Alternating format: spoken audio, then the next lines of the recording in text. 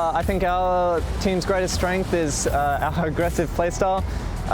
We have players like Virtue and myself who aren't scared to take a gunfight, aren't scared to run into the room.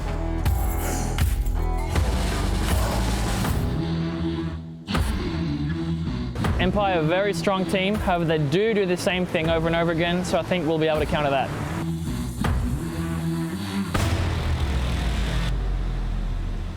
Number 1 team out of Australia and New Zealand.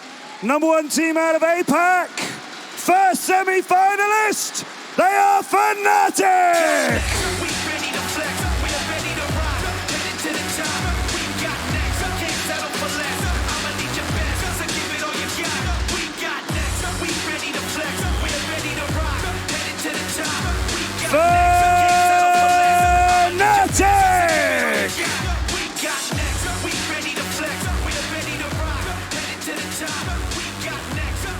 And their opponents in the first semi-final, they're not so far away.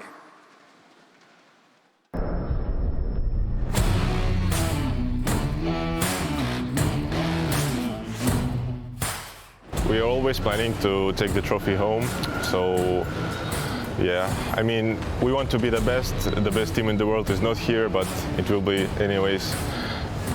We will be happy if we win the tournament. Fnatic is a really good team. They have really good strategies. They have good aim and good strats. So I think it will be really a great match versus them.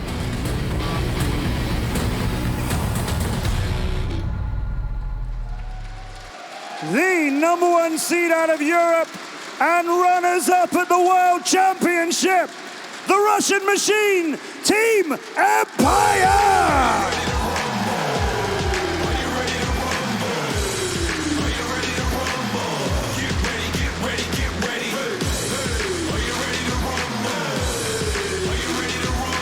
Team Empire!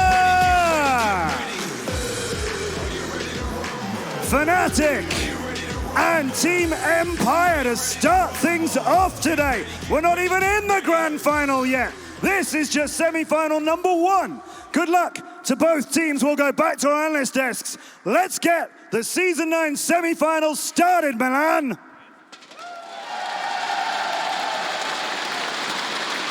That was pretty darn good teams. One has traveled a very long way to get here, and they made it through Norway. You know. I know what it's like to travel that far, and they've done it quite a few times now, more than I have, and they don't want to go home empty-handed this time. That's for sure. They made it to the semis again, and we'll see where Fnatic actually belong through all of this, because they do have a pretty darn good shot. Last time they got the semis in Pro League was in Rio. They got famously demolished by G2.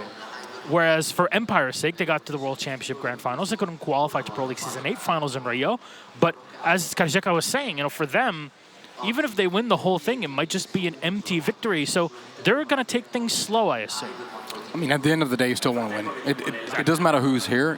You just don't want to be the second one if the opportunity is to be the first, right? They can worry about beating G2 at some other day, some other event. Right now, they still got some pretty serious opponents to meet here.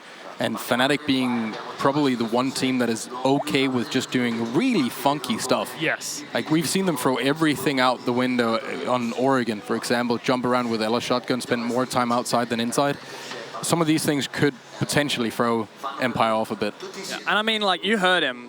Empire want to be the best team in the world. They say that they can't prove it because they can't beat G2, who aren't at this event. But imagine if they lose out here. I mean, they're claiming that they're the second best team in the world. If they lose here, then they're definitely not the second best team. How can they be the best team if they can't even win an event where the best team isn't here? I mean, there's no option here for Empire. For what they want, they have to win this. 200 IQ play. Well done, James. Well done. That's pretty smart. But we'll take control of everything here. We'll show off the roster from Fnatic. Again, returning. It's Magnet, Lusty, Rizraz, Virtue, and Aces. Virtue, the second highest in terms of kills so far at this event. That's pretty darn impressive, but it's not like the rest of the team has been slacking off. No. Without a doubt, no. Magnet's been playing immensely well as well, and same with Rizraz. And again, it's always harder for the other people on the team to shine when you have someone that really goes off. We've seen that many times before, where one player just gets the 2 first frags every single time, or is the one alive in a 1v4 and gets 3 kills, then ends up losing. It looks really good on the scoreboard, but it doesn't. All right, well, now their opponents, Team Empire, are a Russian squad with Joystick, Dan, Karasheka, Shepard, and Scyther actually used to be known as Russian squad, if you remember back in year 2. That was a long time ago. Well, James, you look at this lineup and you're like, whoa, okay, how do we deal with these guys? Because Joystick has been a standout performer for sure, but Dan, the newcomer, has had such a massive impact on the team. Yeah, and the way that Team Empire just operates all together, I think, is one of the difficult things that Fnatic will have to overcome. You know, they're used to, versing against teams with very good individual players, and, a team which might have 1 or 2 ready to, chuck the team in the backpack and carry them through. But I think Fnatic's real challenge here will be coming up against Empire as a team, which they've done before, actually. You mentioned Empire's history at the 2018 Invitational, the first time that Fnatic ever made it onto a main stage. They got top 8 at the event by defeating Team Liquid and Room Factory, aka Team Empire. The precursor to Team Empire that were before that known as Russian Squad, then formed different org, and then Room Factory unfortunately weren't able to make it. We saw it back then with Red Groove on the squad, who now plays for Chaos. That was a while ago. Yeah, the only dangerous thing is when we go that far back in time, maps change, meta change. Even the way that different teams just work together have changed, right? I feel that when we change from one org to another, or one player swaps, or even a new season, it's almost a completely different game. The only thing that can really be taken out from those games is the teamwork and the experience they've had since then. And I mean, speaking about some of those players on the Fnatic side, which we can see them lovely guys on camera at the moment. Love that kangaroo, by the way.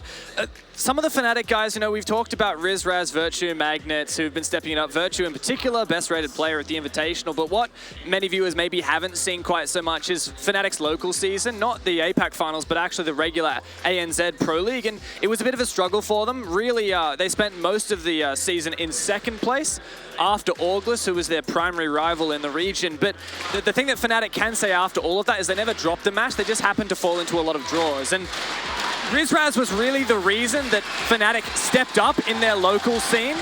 Then Rizraz on his entries, we've seen it. He's got the confidence, and I think between him and Virtue, Fnatic will have the punch that they need to take it to Team Empire, which is such a rock-solid team. I just really hope they've taken this serious, because we see every team, everyone agrees Empire does the same thing, and we've spent our time, we've studied, we know how to counter it. But that's what every single team has said so far. So I hope they've learned to really respect that even though Empire does the same, they are better at that than anyone else. Look, that's the thing that I do have faith in for Fnatic, actually over almost any other team. Like you said, a lot of teams will just sit there and say, okay, let's try to counter-strat what they're doing and implement strategies that will, deliver a success based around that. DZ tried that and it didn't work, but Fnatic have been building so much on their chemistry and focusing on themselves, which I think is what they need for this match. Yeah, and speaking of focusing on people, Virtue and Joystick, the 2 most well-known fraggers and assault players, basically, on these 2 rosters. Virtue with the 2nd highest in terms of kills overall, especially in one map, close to breaking pretty much breaking the overall record when it comes to offline play outside of unlimited overtime. That's pretty darn impressive. And on the other side, it's Joystick with his 22 kills. This is a battle of fraggers, but also with a lot of support from everybody from their team. Very technical on both sides. Yeah, I think Joystick's stats were almost being kept back a little bit by Dan actually performing very well. Joystick is one of these guys where if anyone else in the team, slacks a little bit, gets too sloppy, you'll start seeing it in his scorebook, because it's rare that he doesn't stand or step up. We just see so much similarity between these 2 players, especially on the defensive side. A lot of strategies that the teams run involve individual players being allocated, all right, you go over there and you're just going to wreak havoc, delay as much time as possible, and we know that you're so good that you'll find a kill or 2 before you die. And we see both of these guys do it with Jaeger. And on the attacking side, there are also players who take a lot of initiative. Joystick, we've talked about this before, Capitao is such a prominent operator at the moment with his buffs, but for Joystick, it's not only a utility powerhouse, it's also such a comfort pick for this frag. I mean, a lot of people thought maybe when the ACOG got taken away from Ash, we'd see Joystick have a little bit of an issue, but I feel like giving him LMG, exactly, 100 bullets and I think 2 firebolts, that's just as scary. How do you make Joystick better? give him more bullets, more daka. That's usually what you're looking at. And the 249 is definitely doing a ton of work for him, and he's making great use of it.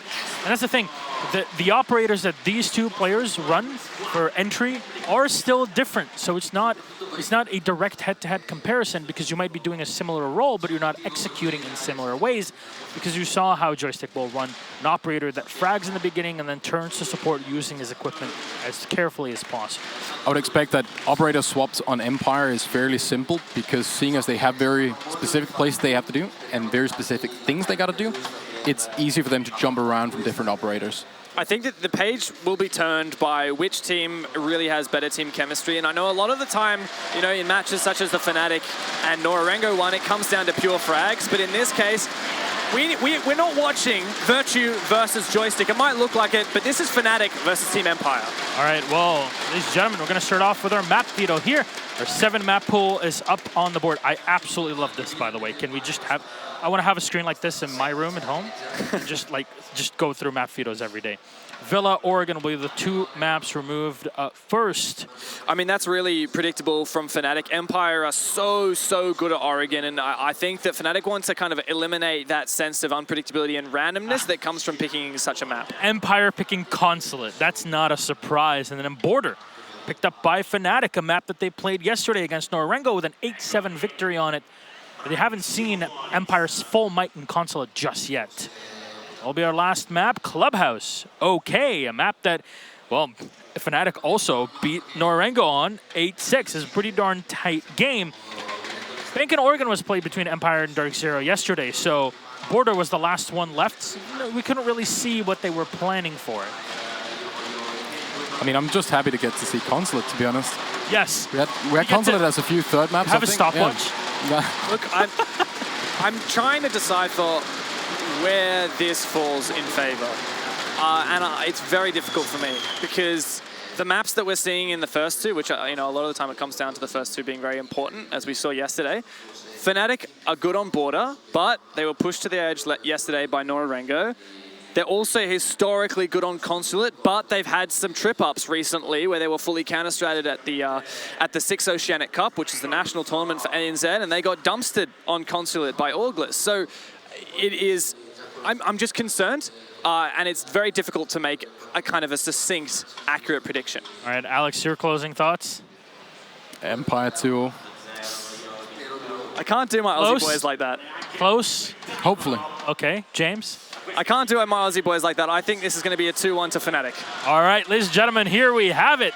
Thank you very much for going through this analyst segment with us. It's time to get the show on the road. Our casters are set up and ready. Kix and Taro, enjoy. Thank you so much. Let's get our final day here in Milan started with a matchup that has not happened yet. Fnatic versus Team Empire. A lot of people are billing it as the Virtue versus Joystick struggle, but I think it's going to be a little bit deeper than that. I'm Intero, and this is Kickstar. Thanks for joining us here. Yeah, it's good to be here with such a fantastic match. I mean, every match we've had so far at this finals has been just that. There are a couple more one-sided ones, but for the most part, some amazing competition. And to see Fnatic versus Empire, I think this is something a lot of people have been waiting for. We're going to go ahead and just jump right into it then. It'll be Consulate as map number 1. And we'll load in with Fnatic starting on attack and Team Empire starting on defense. You saw in the preamble on Twitter that Fnatic is likely going to play Aussie Siege, is what they called it, which they played against Evil Geniuses in Rio, and it did quite a number on EG, who were unable to get that bread, I think people would say, because of that. For Empire, if they want to obtain the grain, then they're going to have to outsmart Fnatic. The good news is for Empire is that they're going to be starting off on their map choice. Now, because of the way that the system works, as you saw on the map ban phase, you ban a map, your opponent bans a map, then you get to pick one. You know that Consulate and Oregon are the 2 best maps for Empire. Coastline is a close third. You know that you can only ban one of them. So what do? I think Oregon was the smart choice, and Consulate is a much better map for Fnatic. We'll lock in the operator bans, and for Empire, it'll be both Buck and Mira. It'll be a Nomad and Echo ban for Fnatic, and we'll start on the very first defensive round for Team Empire. Those Empire bans are clearly just comfort. You want to make sure you're as comfortable as possible on both attack and defense. And some things you just don't want to deal with. A buck coming from you from above or below can be a pain if you're defending on Consulate, and a Mira can be difficult to contest with. Sometimes something that I think a team like Empire just doesn't want to handle. On the side of Fnatic, Nomad trying to gate those runouts, and Echo as well. Echo's pretty much useful all the time, and get rid of him, and it's easier to attack through places like the main garage on the bottom bomb site. So here we go. We've got our operator bans, we've got our ops selection, and we're gonna go ahead and start on the top floor for Team Empire. Pretty standard stuff. You'll usually see top floor as the first defense. Some teams will try to go to the bottom floor to mix up their opponents, and bottom floor can be easier to defend if there's no thermite, but not going to be the case here for Team Empire. Now, if you've ever watched the way that Empire plays on Consulate, they don't run as many information operators as you'd imagine. You'll notice that there's an absence of Valkyrie. Obviously, with Echo being banned, you're not going to have him available. The Mute that is on the board does not come equipped with a deployable camera. In this case, with the bulletproof camera, he's got the Nitro cell on his kit, which means that you're going to rely a lot on those two Evil Eyes from Karzeka. Lucky for Fnatic, there's a Twitch on the board who can take them out single-handedly, and depending on where Karzeka places those Evil Eye cams, you could find out that your information is gone in the blink of an eye. The thing is though, Empire doesn't really need that because they are a team that is exceptionally good at not just predicting fights, but also taking them and winning them. So it doesn't really matter whether there's Valkyrie cameras up, whether there's yokai drones in play. So for Empire, this is going to be a slugfest, and Fnatic, who they said will be playing Aussie Siege, are going to need to break open Empire on this first map. When normal Siege isn't good enough. Fnatic starting things off, clearing out paper, printer, as others call it. Also going to be working on admin office, and this is a pretty easy take given how little defense there is on the admin side for Team Empire. Joystick and Dan are the closest to that position, and they're pretty far away. Joystick might be going for a roam downstairs by Visa. He could potentially catch some kills on the flank if some of the Fnatic players aren't paying attention, but with this drop down being opened up by Virtue, that is going to be, I think, much more difficult for Joystick. And Joystick looks like he's going to go for the run out, trying to catch somebody, and he will! He'll start things off by taking out Magnet. And just as you expect him to do, he'll be there to contest early on. But his entrance back inside will be caught out. Oh my God! Through the hatch looking for a third, but won't be able to collect it. Two for Joystick. A great start for him and his team, alleviating some of the entry that you saw from Fnatic. So Joystick with an excellent start, as you said, and really that's just him with some aggression. Nothing else going on there. Virtue was a little bit late on opening the drop down, and Joystick heard the drop get opened up after he was setting up for the run out, but decided just to commit to his play, figuring that his opponent would expect there not to be a run out there, given that they would expect the flank hold to be in. It wasn't. Great job to Joystick, good read, and Lusty is going to get the first kill for Fnatic. So here we go, or rather the second kill for Fnatic. Here we go, A site opened up just a little bit there. Joystick and one other, Dan, on the floor. Here's the thing, though. With the two operators that fell from Fnatic, you've lost both of the best opportunities to take out those Evil Eye cameras. So even though Dan and Joystick will be riding the pine, if you're a hockey fan, they'll still be able to give callouts based on where those Evil Eye cameras are, because you're not going to have a ton of tools. You still got Virtue, but he's deprived of utility completely, as you can see on your screen. We do have, I believe, one Evil Eye still inside of A. It was placed there at least, so we'll see if it persists, but it could be Virtue who actually got rid of it with the lifeline earlier. Fnatic just setting up on the A site. You can see Empire's setting up for a retake strategy, going to use their gas canisters to delay. The smoke's coming out to counter that. Ace is going to be downed by Karzeka and finished off as well. That's good teamwork there for Empire.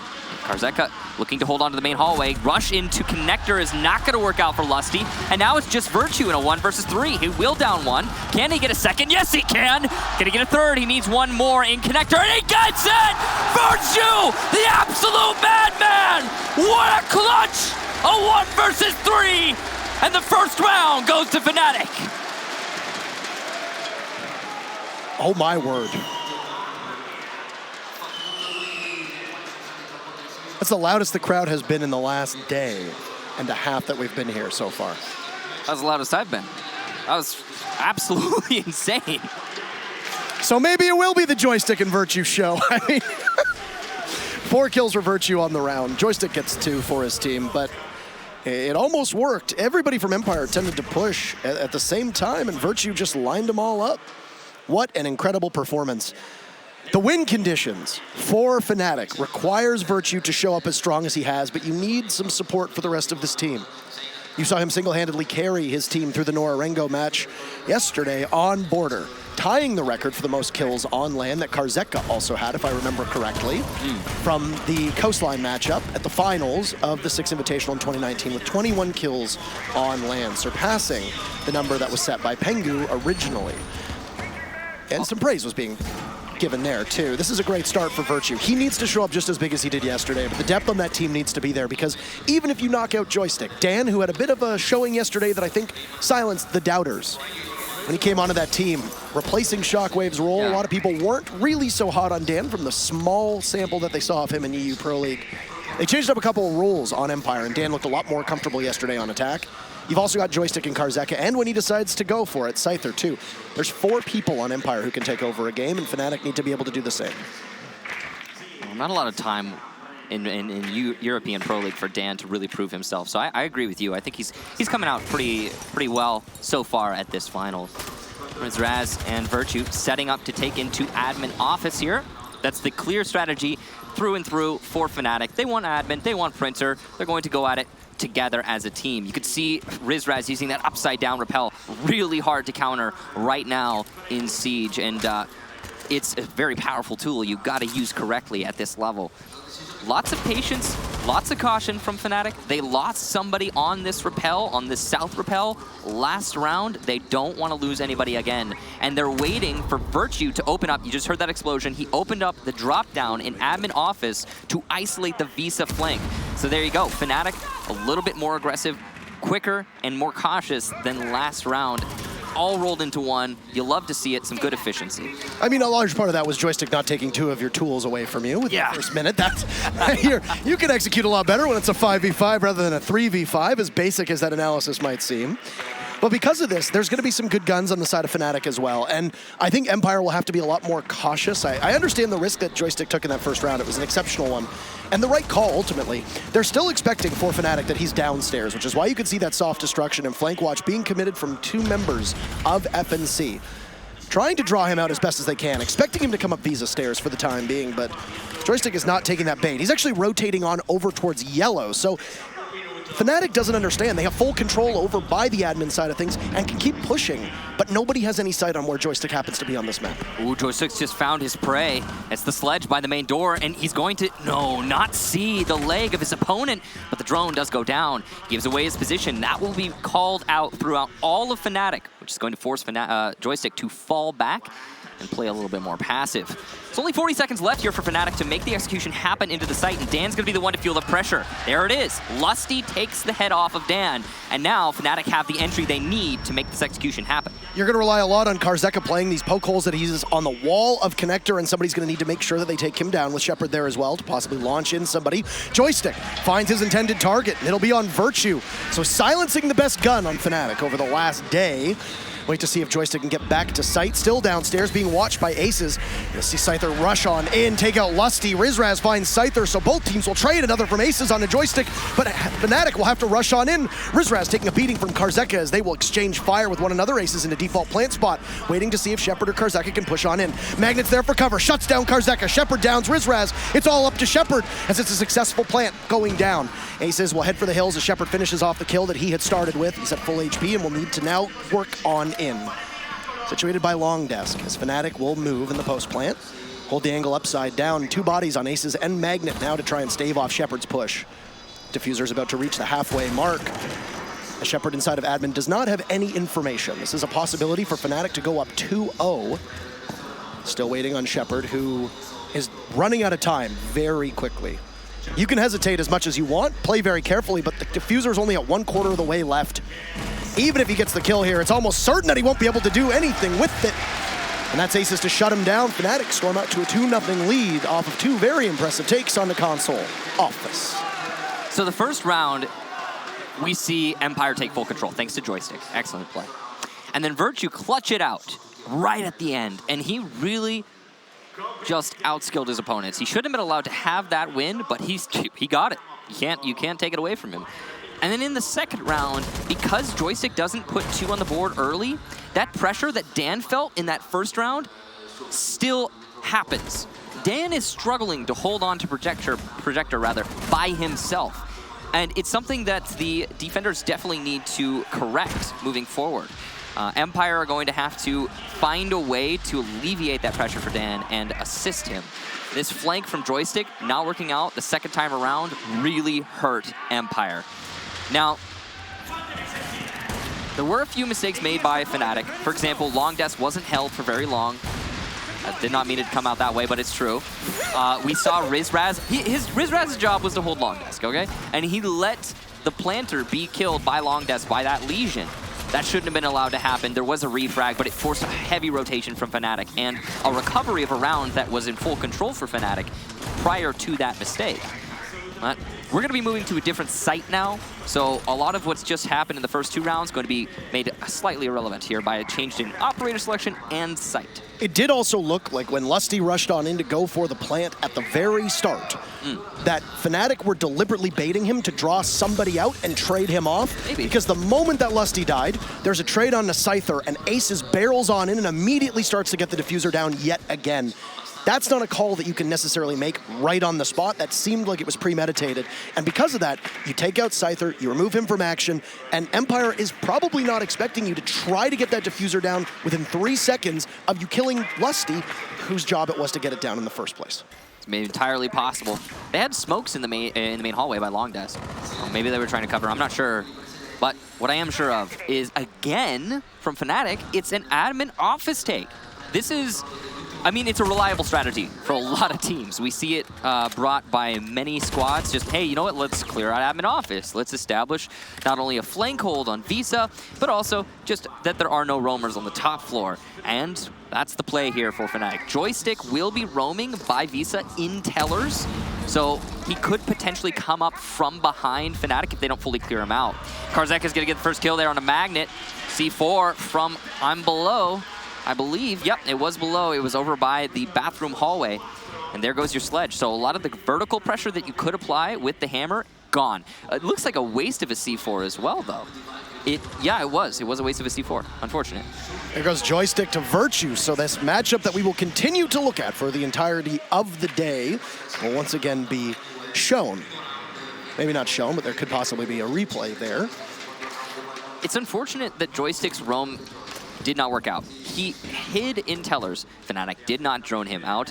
And then when he came up for his flank, no dice. I mean, the big thing here with taking Magnet down as well is now Virtue, who's been running breaching charges for most of the game so far, he's going to need to be the one situated inside a piano to take out the mute jammers. You can see that's the only hard breach denial from Empire. You don't have to worry about a Kaid or a Bandit. Yep. And that's exactly where Virtue is right now, inside a piano. And he'll try to play this Empire defense as best as he can, and also offer a way down into server by taking out the hatch that's just by the circle desk, not over sight, but close enough to it. Fnatic, full vertical control, no roamers from Empire as far as we can tell. All 4 downstairs. Rizraz gonna challenge Dan and lose that fight. A big shotgun blast there for Dan to help win this. Shepard's gonna get another onto Aces and another for Dan. Wow, what a hold of Locker Hallway by Empire, and a round that looked to be in full control by Fnatic is slipping away. The Lusty has a chance.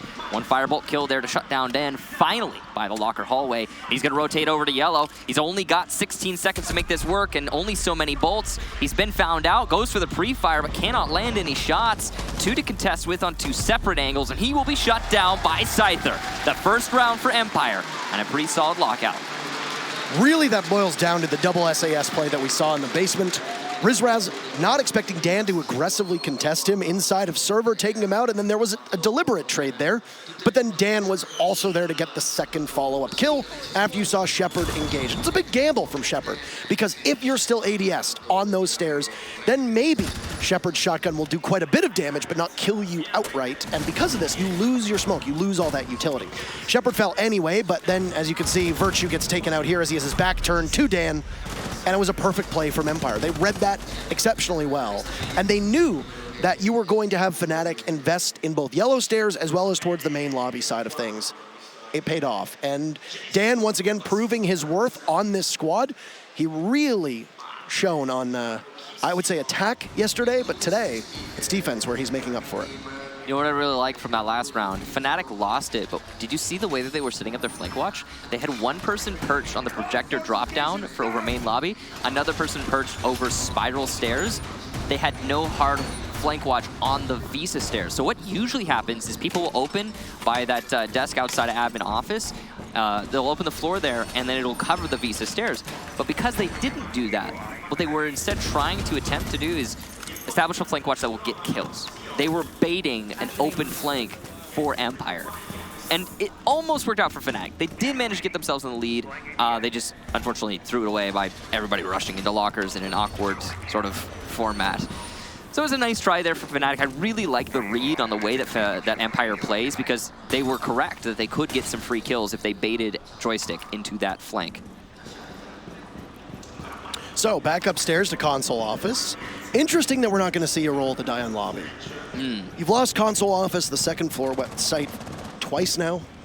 And you go down to garage, you win it, you lock garage. Where do you go? Well, there's 3 more sites on this map. You could have gone to lobby, but instead they're going to tough it out on console office yet again.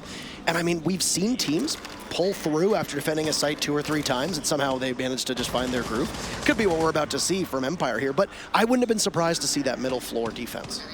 I wouldn't have been surprised either. And as you say, roll the dice. Is it more of a roll of the dice to defend middle floor in this circumstance, or top floor? Because, I mean, top floor has just been not working out for Empire.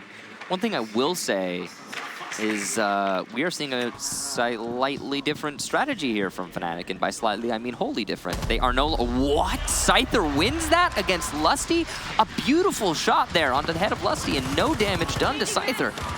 He's just been aggressive on this window throughout the entire round. But as I was trying to say, yeah, Fnatic not taking into admin office any longer.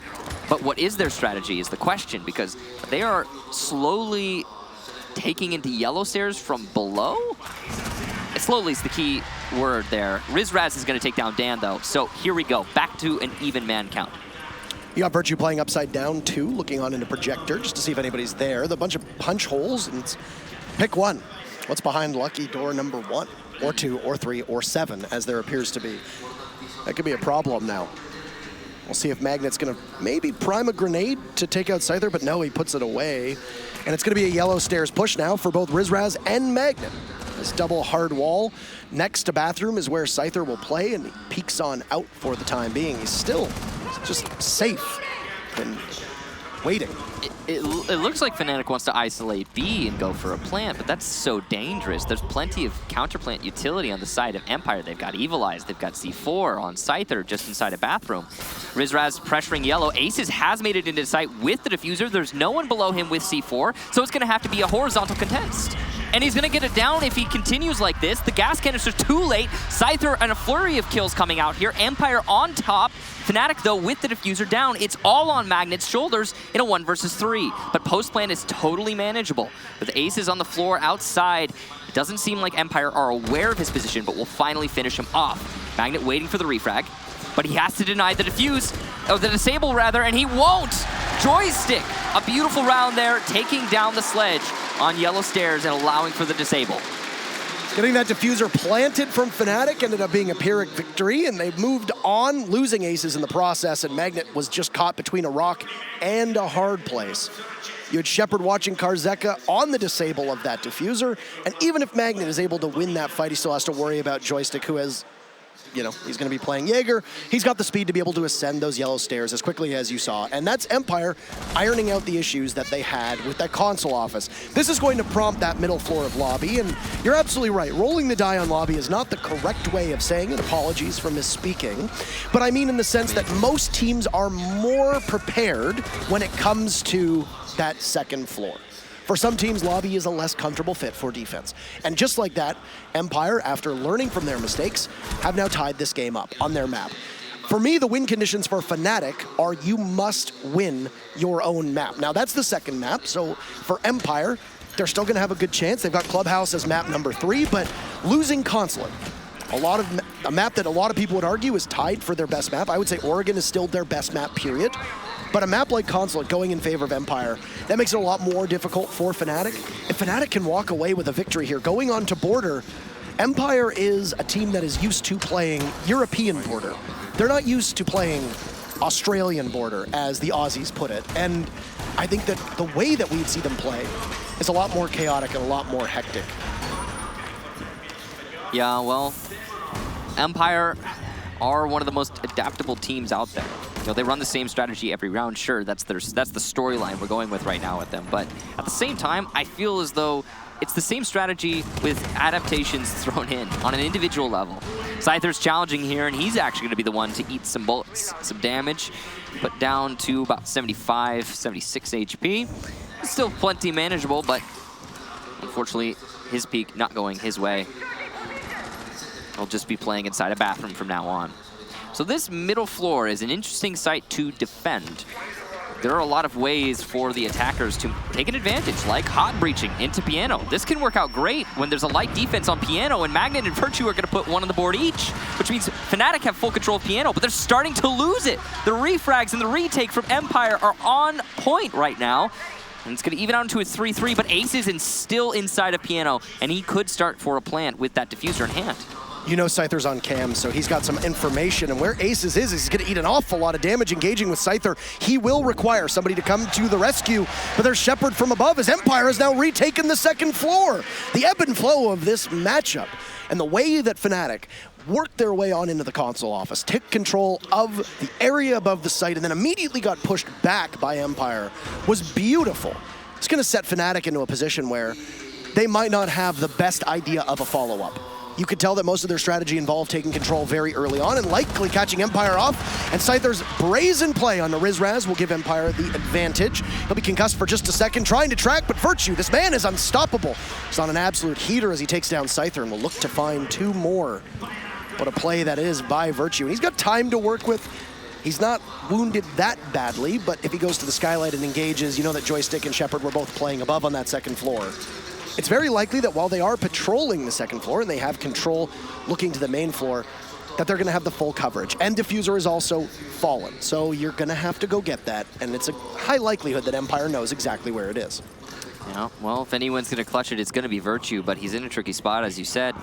Coming up behind Joystick, might have just seen him. He will have, and it's a 1-versus-1 suddenly. Virtue versus Shepard. The smoke has to defend for 40 seconds. Virtue has been landing his shots today. He does not have any concussive blasts any longer. He does, though, have the explosive tipped rounds, and he's going to use those upstairs, knowing that the opponent is above. Shepard is playing inside a connector right now, though, and he's going to start creeping his way into CEO to try and contest from above. 20 seconds left. Virtue gets the diffuser. He's going to rotate just slightly to try and throw off his opponent. A fake out. Drop down is open. Virtue has to be aware of this. And now a rotation to the other bomb site. He dropped down open. This is going to be nearly impossible to plant, but he's going to do his best. Nope, it's not going to happen. He will have too much time. A serious mistake on Shepard's part if he loses this, and it's not going to be the case. A clutch from Shepard in the 1-versus-1. A beautiful try from Virtue, but just too much hesitation. And that last 40 seconds, and a default cam left up in the main lobby. For those that aren't aware, there is a default camera over the main door of the lobby, and that was still intact. And because of this, it's very easy for somebody to call it Virtue was completely immobile. And yeah, it was a valiant effort, but it can only go so far. So Empire will take 3 rounds in a row. They will complete the cycle, and they can go back down to Cafeteria and Garage, which is exactly where they will go. Keep in mind that Consulate does tend to be quite a defensive map, so a 4-2 scoreline for Empire to emerge is good, but it's what a lot of teams expect to get. A 3-3, very similar to what we saw yesterday with Fnatic and Norarengo on Clubhouse, would be a victory for the attackers. The real question is going to be what exactly gets brought out here on Garage. We have a technical pause, just as I'm assuming something is being worked on. But on the Defenders lineup, the only breach denial that is currently in play is a mute. Because of this, you have to take control of Piano like we saw before. Who was the first to die last time? Magnet. And as Sledge, he's the person who's going to persist up there for as long as he can. Some teams will take a Buck, as you noted. Buck was taken out by Empire. That was their ban. An operator that gets oftentimes put in the hands of Virtue. So instead, he's been running the Zofia with breaching rounds or breaching charges. And because of this, he's the one that has to play upstairs inside a Piano. That might be a small enough adjustment that where you need those concussives from Zofia, not being available because of the fact that Zofia needs to play inside a piano, that could be a major thorn in the side of Fnatic when it comes to their attacking strat. I do think that the Buck ban by Empire was a seriously smart move. It has caused Fnatic a little bit of heartache here on the attack. Sledge is not as versatile as Buck, and especially on a map like Consulate. I mean, come on. This is where I think this is, you could safe to say that this is the map where Buck started to become relevant in terms of vertical play on that skeleton key when they changed him around. Although, it's hard to say at the same time. Though, yep, Fnatic struggling a little bit, lacking that excess of soft destruction that comes along with a Buck.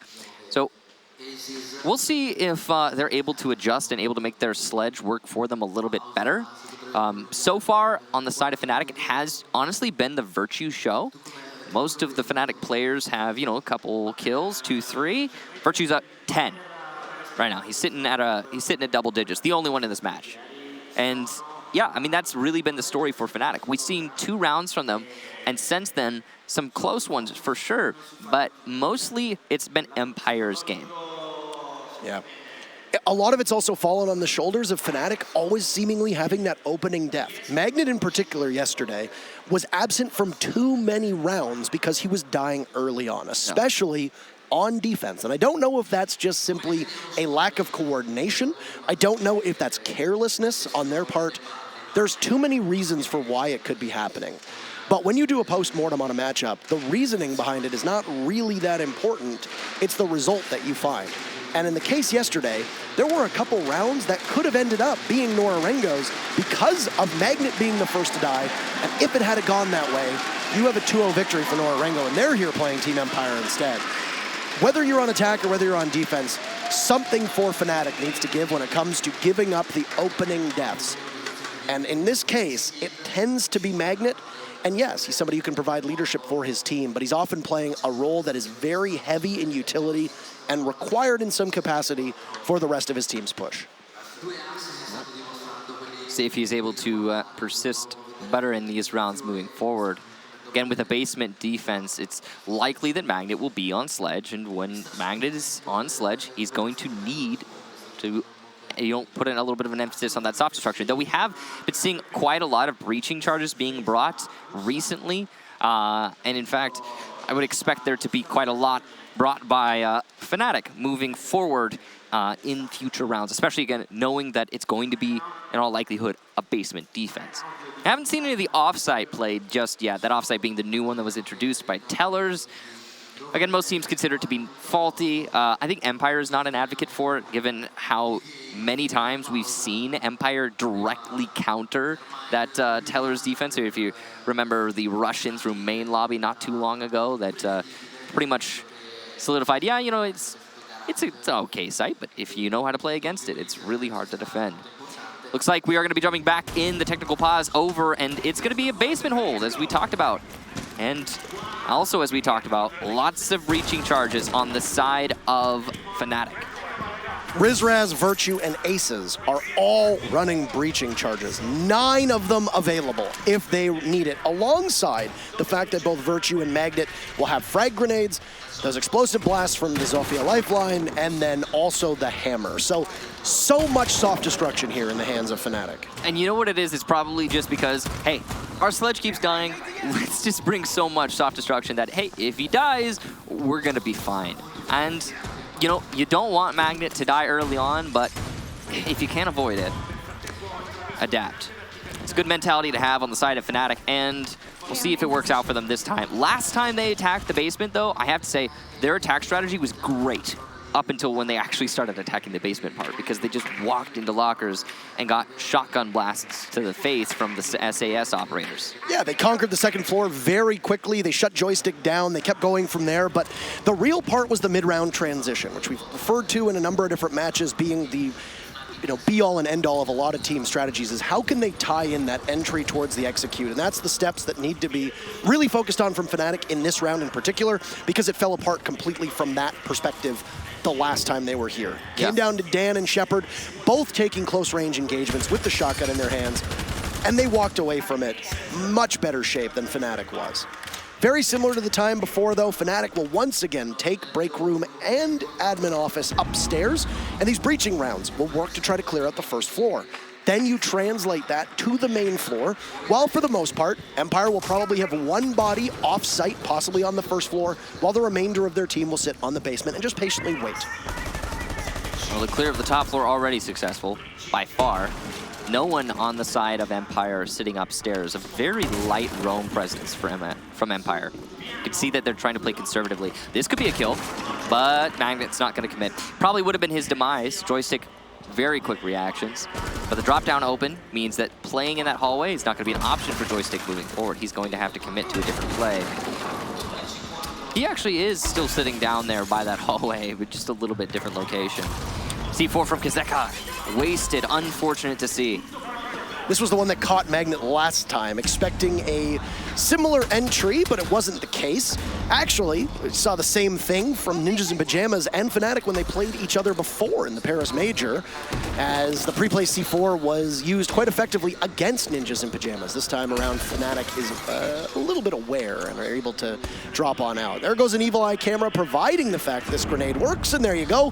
Virtue will also take down Dan, so the linchpin of the defense for Empire on this site previously will be removed from the board, as well as an Evil Eye. That is a massive loss on both counts to Empire. Joystick still roaming by servers, and he might be somewhat of a savior if he's able to get some kills from this position, but it doesn't look like Fnatic want to expose themselves to Joystick. Now, the thing is, not wanting to expose yourself is all well and good, but you only have 30 seconds left. Well, now 20 seconds left to make an attack happen onto this site.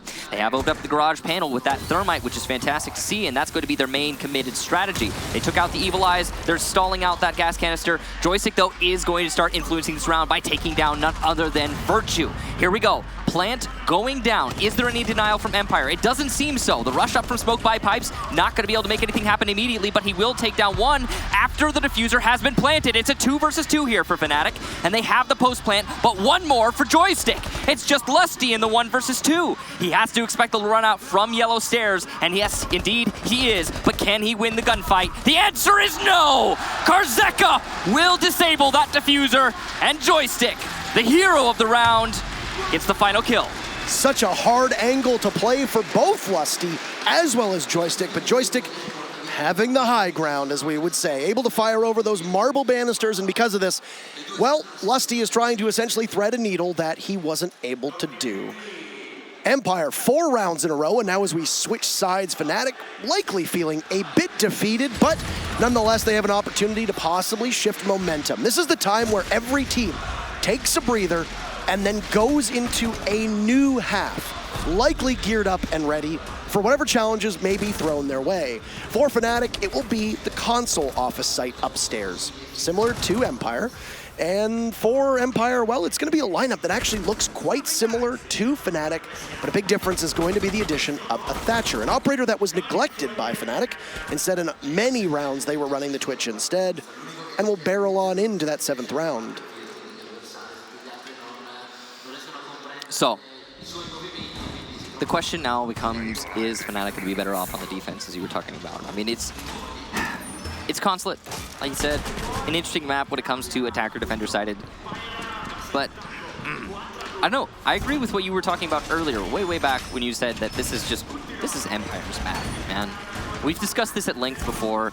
It should go the way of Empire. And that is going to put more pressure on map 2 and map 3. Border and Clubhouse. When we get to those, if we get to Clubhouse, that's a big if. Now, if also Fnatic can put up a valiant effort here on Consulate, that's going to give them a lot of confidence moving on to the next map, whatever the result ends up being. If you can keep Consulate close, as Fnatic surely are trying to do, yeah, I think that's enough of a victory where you can go on into that second map. Because of the way that Empire has their map system set up, and because of the way that map bans work on LAN, in a best-of-3 setting, you know that the second map that a team plays is likely going to be the one that they pick. You'll ban their best map, sure, in this case it was Oregon. You know that Consulate or Coastline is going to get through. You have to be prepared against a team like Empire to out-duel them on those maps. And there's strategy involved in that. But there are teams who go into it expecting to lose their opponent's map and then make up the ground elsewhere. The problem for Fnatic is if they can't win Border, then obviously they're done because that's the second map. But the bigger problem is that momentum will be on Empire's side. If you can start off as Fnatic on your own map and win it, that gives you a lot of momentum moving on into the next map and then on to Clubhouse. But we saw quite a bit of weaknesses from Fnatic on Clubhouse. We went back in time to check when the last time Norengo played Clubhouse was, and we couldn't find an instance in the last 7 or 8 months, and yet still, Fnatic had quite a degree of difficulty, but they won't hear. Karzeka will shut Virtue down on the jump back in, but it's Dan who falls first. Both teams will lose something, but that's the singular hard breacher here on Consulate. Now, with the way a Thermite is played on Console Office, that likely means that the wall next to Long Desk will be safe for the remainder of the round, and this is going to imperil Empire's push because they're going to have to go through single doorways rather than a much larger opening that you would have likely seen the smokes from Shepard work on to try and isolate that wall. Definitely a solid kill on the operator, but in terms of players, I mean, Virtue, again, every time he dies, it's bad. Lusty as well, getting picked off, and it's a Claymore kill for Empire. Aces is going to start contributing to his team's success, but he's lost a lot of HP in that endeavor. Just Magnet really on the side of Fnatic with that full HP. Aces going to have to hit a lot of headshots if he wants to contribute moving forward. Karzeka knows somebody is playing by those projector windows. As you can see, the proximity stun going off, affecting him at the same time. Oh, Aces will gun down Scyther, though, and put us up into a 2v2, a number that is very familiar so far in this matchup, as both teams have been running into this number over and over again. Magnet is headed for the hills, and is just waiting, possibly trying to retake for the site. Karzeka is in, he's downed Aces, he has full control and can go for the plant. We'll see where Magnet comes from is going to be the real question. Fnatic appears to be blind for the time being, but from below, there's Magnet. Is he going to be able to cut down the plant of Karzeka? No, he misses. He sees the location, but he picks incorrectly. Karzeka will get away. He's very low on HP, but Ace is crawling down to Magnet will once again put us back in a position where both teams have a 2v2. They're both worse for wear, and the diffuser will create a scenario in which Fnatic will have to hurry to get back to site. They might be boxed out. This is going to be a problem for Magnet as the doors at the top of Spiral Stairs are barricaded. And he's going to waste about 7 seconds just to move on over, head up the Visa Stairs. Aces has crept his way on in. Magnet gets shut down from Karzeka, and Aces will have to be the hero of this round. It could possibly be a 5th in a row for Empire, looking to push this one away. Shepard going for the bullet pen kill, but cannot find it, looking to see if he can engage with Aces, and there you go! It'll be a joint effort. Karzeka pulls out the pistol. The sidearm is enough. 5 rounds in a row for Empire. They look indomitable right now. Nobody from Fnatic is really doing much to be able to shut them down, losing the tide of war here. That's the first defense for Fnatic falling away. Fnatic have not won anything since the second round. That's a tricky spot to find yourself in if you're a team going up against someone like Empire on their map. Doesn't seem like they have much in the tank either. What we were seeing in that last round looked good for a moment from Fnatic. This run out here, fantastic, but the fact that it was punished, ultimately, main downfall there. Karzeka played a huge role in the outcome of that round. Getting that refrag was massive. This was a mistake from Rizraz. The second impact went a little far. It did not get the Claymore. You can see his mechanical skill pretty on point. He knows what he's gonna expect, but he just doesn't execute it perfectly. Though, the second run out did work out for Aces on that, expecting another Claymore, but good caution there. Overall, that round, Fnatic were focused on the wrong points of contact that Empire were trying to put up. It was clear and simple, an admin take. And Fnatic were, I think, messing around with the wrong parts of that take to try and give themselves some alleviation. They were worried about the flank, and rightfully so, but the pressure being applied to Projector was just too strong, and, well, there wasn't anything to shout back on the way from Fnatic. It's been an interesting start for Fnatic that transitioned into expectations falling short, I think, of a lot of people's predictions on this matchup. I mean, Empire did seem to be the favorite heading on into this match. Heading on into this tournament, I would have said Empire was the favorite. Some of the expectations were dulled a bit just by the fact that Shockwave was dropped from the roster seemingly last minute. messing up a good thing a lot of people thought. But Dan's contributions have been quite strong, especially in this game so far. He's bottom fragging, only 2 and 7, but he's been on a very hard support role. So don't expect him to be in a position where he is the main engager in a lot of these fights. He's actually taken a lot of Shepard's roles. And Shepard has moved on over in a place where he's excelled. We're used to seeing Shepard towards the bottom of that scoreboard. For the time being, it is Dan. But keep in mind that yesterday, he proved that, Dan at least, proved that he can hang with the best of them. Oh, you're not getting away with that one again, Joystick. Magnet is ready prone, holding a tight angle, and will shut down the IQ entering in. Beautiful shot there from Mag. As Joystick goes down, lots of utility, going to be a lot more persistent. Shepard, though, downstairs, going to shut down one of the roamers, and with that roamer gone, it's Virtue. A little bit of pressure alleviated on the side of Empire. They can now not worry so much about their flank, though, of course, as per usual, they will watch their flank diligently. Still inside of admin for the time being. 90 seconds eclipsed in round number 8. A bit of jostling from roles as well. You saw Joystick running the Capitao quite persistently last matchup against Dark Zero. This time it's going to be in the hands of Shepard. Capitao is an operator who is quite strong at the moment, so to speak. I don't exactly know what they're going to utilize, as only one fire had gone off early on. Lusty took a gamble heading outside. His position was given away too. You know that he's re-entered from over on yellow stairs. Dan repelled upside down. He'll gun down Magnet, who once again, Dan in a position now all on his own over on the balcony. He can repel on in. He also holds that diffuser. Once again, this was a role that Shepard had played on, but Shepard is now still trying to possibly figure out if there's any presence down on that main floor. Dan on a balcony is going to be very important in this round. He has the diffuser in hand, but here we go. Another run out, and this time it works for Rizraz. Despite the Claymore being placed earlier, he actually gets it this time. Fnatic now still on the back foot in terms of man count, but there's no plant just yet, and we're going into the last seconds of the round. Ace is contributing significantly from long desk, but he will have to be the last player on Fnatic as Dan shuts down Rizraz. He's coming up. Top of Visa stairs. He cannot deny the plant. A beautiful shot from Dan. A fight he shouldn't have won, and he just managed to make happen, saving that round. Really good play from Dan there, and I don't really know why we didn't see Aces start laying down the trigger a little bit earlier. There were constant pings going down. He knew that Dan was in that position, and whether he's on plant or not, you got 80 darn bullets in that LMG. Just start firing. Empire now find themselves on match point. It's been quite a triumphant comeback. 6 rounds in a row for the Russians. Right now, as I said, indomitable and unstoppable completely. It just seemed like Aces maybe didn't want to give away his position, but at the same time, he got a kill here earlier. It was pretty predictable where he would be.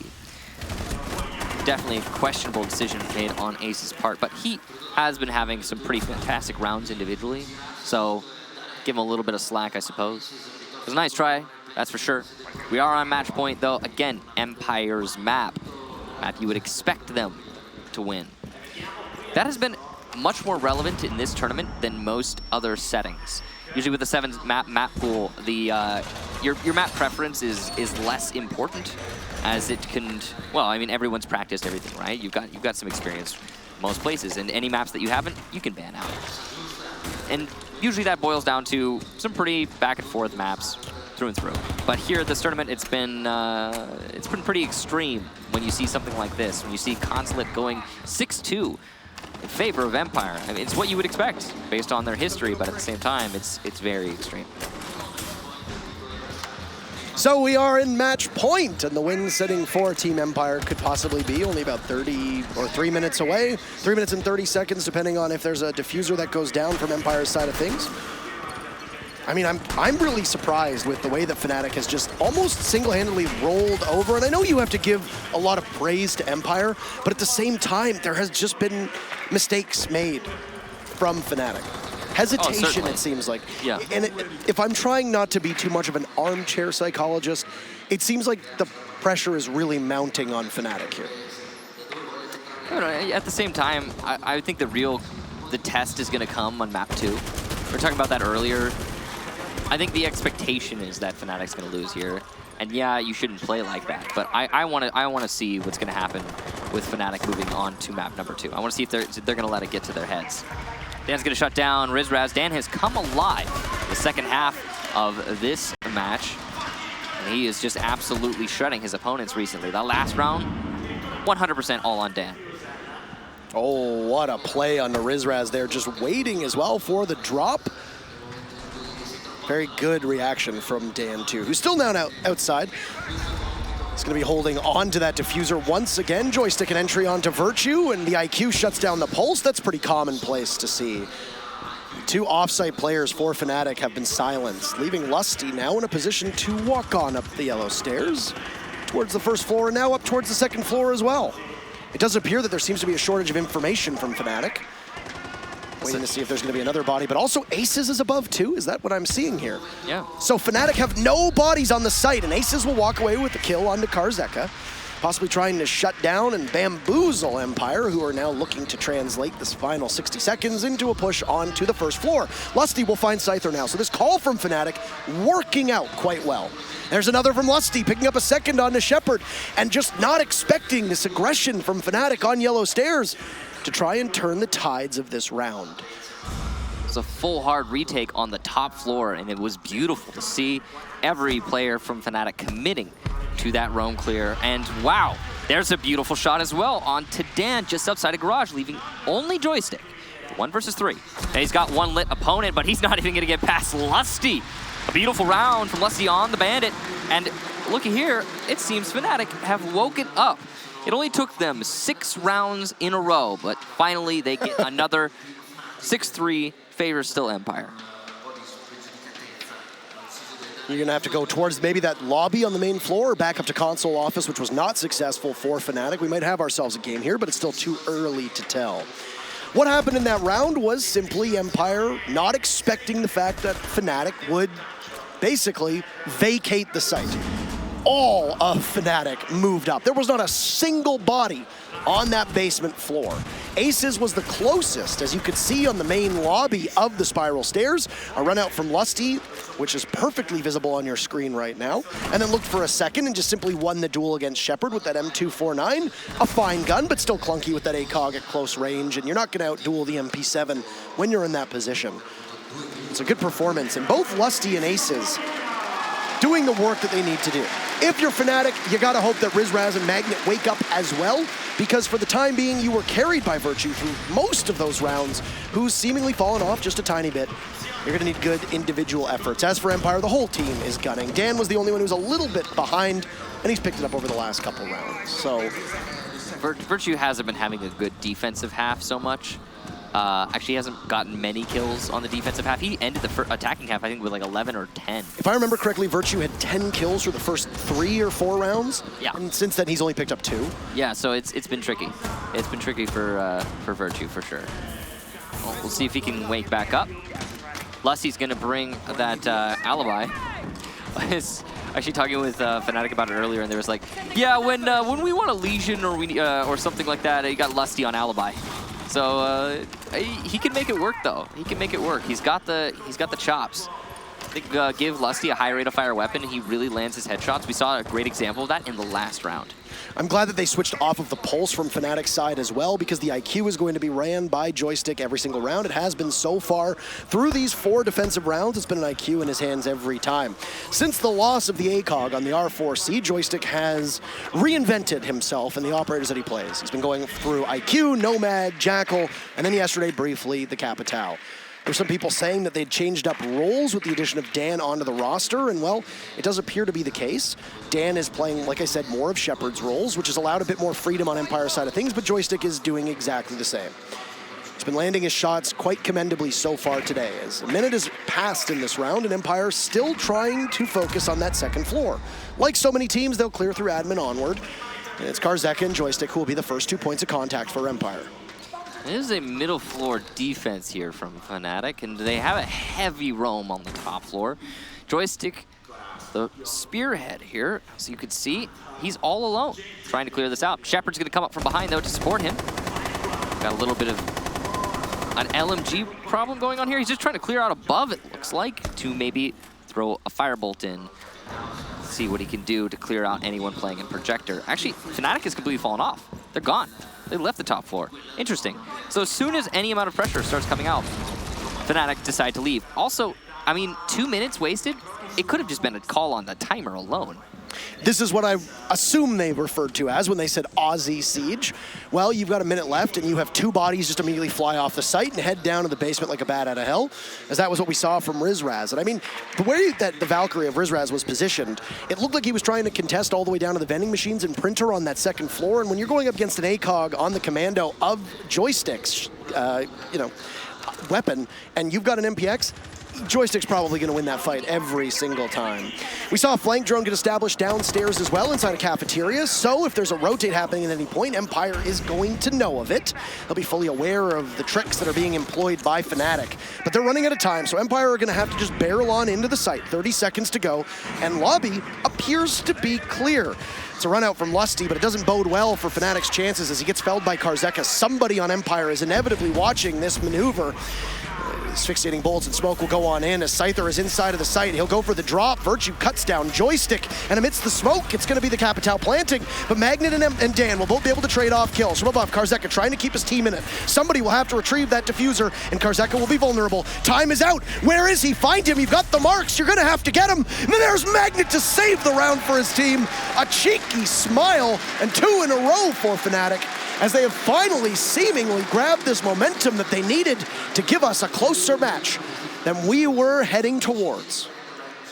The Evil Eye persisting.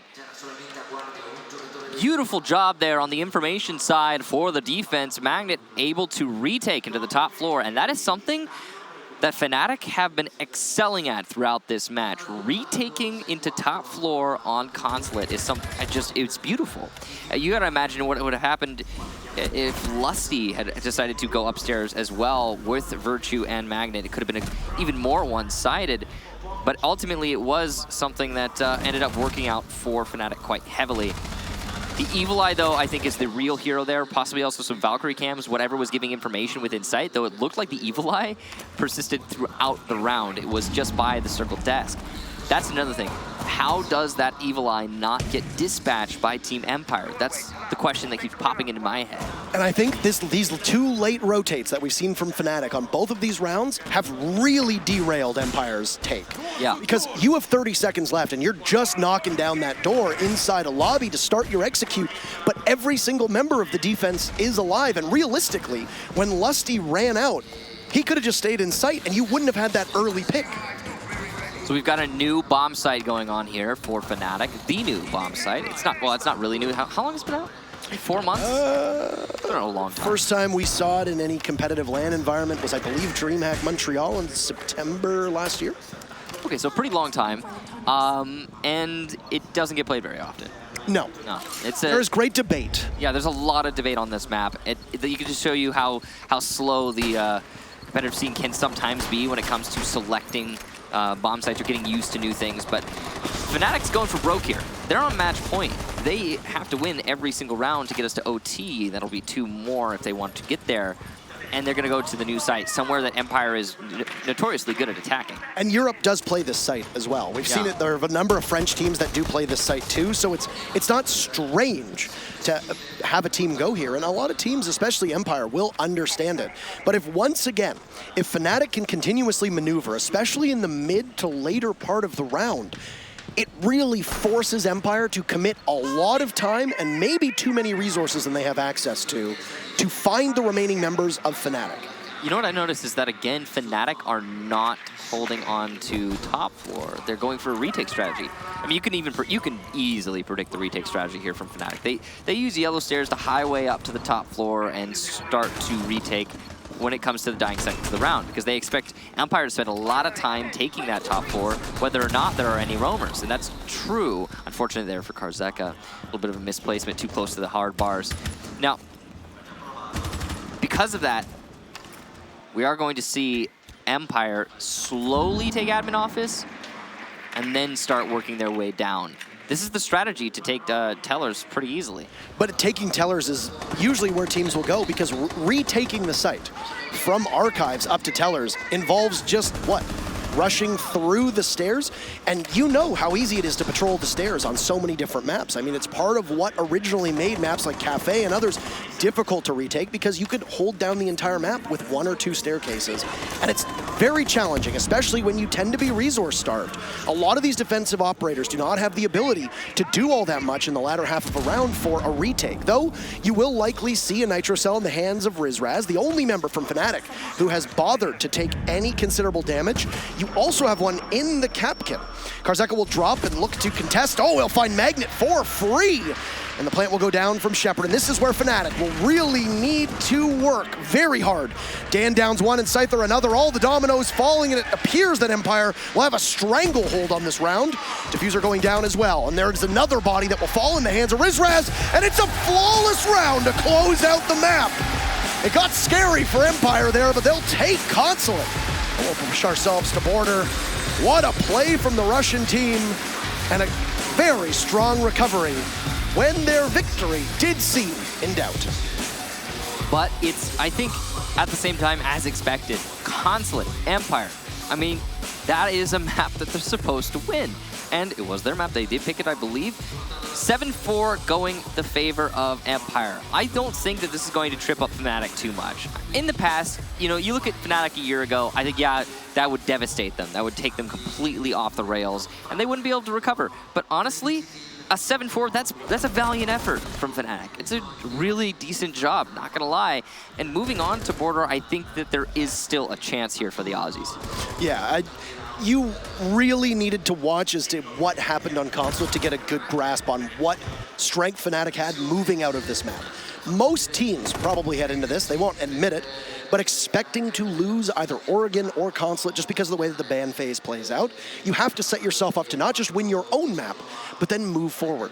The problem for Fnatic, and the thing that really bodes well for Empire, is that, you know, no team that's won a series has lost their own map. So Empire now finds themselves in a position where if they're losing, they would be the very first team so far to lose their own map.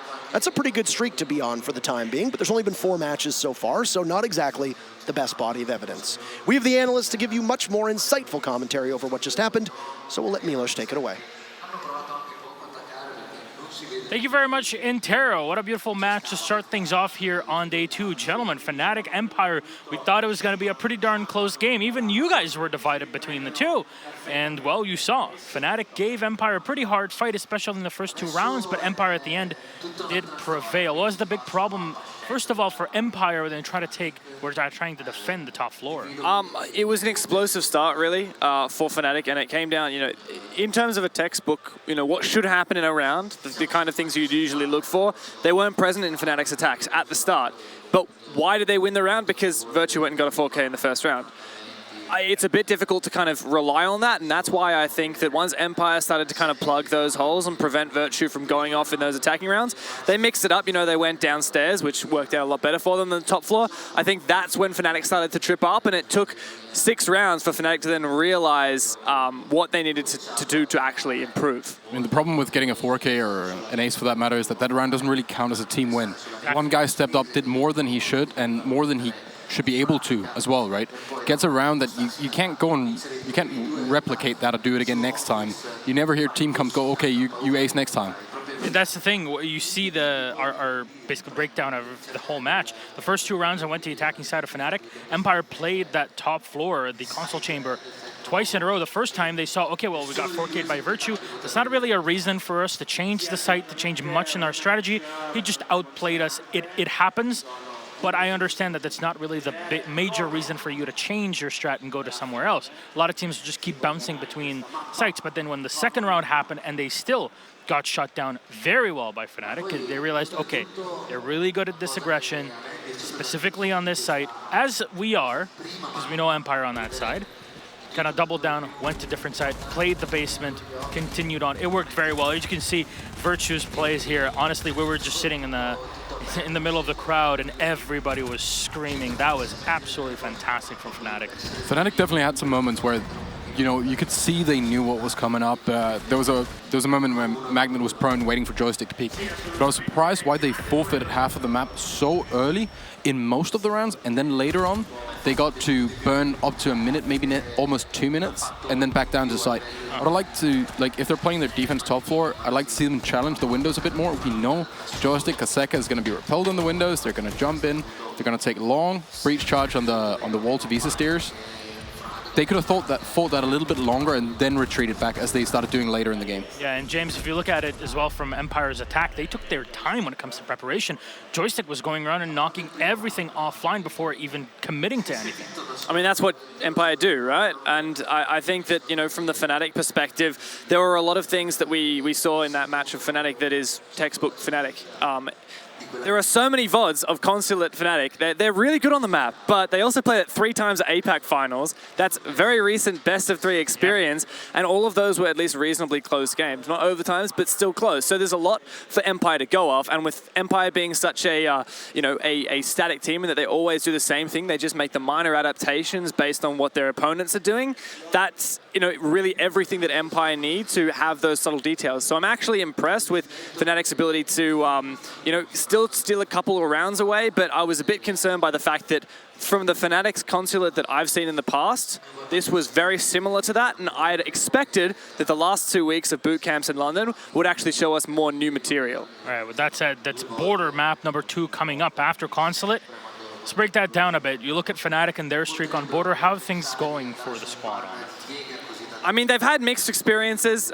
For a long time, it was, you know, their best map, but I think like you were saying before, you know, teams and matches and scenes change so much that you can't really put stake on, you know, material from 2 seasons ago. Yeah, so you look at the finals in Australia, and then you also look at their game yesterday against Norengo. I mean, they played against Nora on Border. That was map number 1, and they took that 8-7.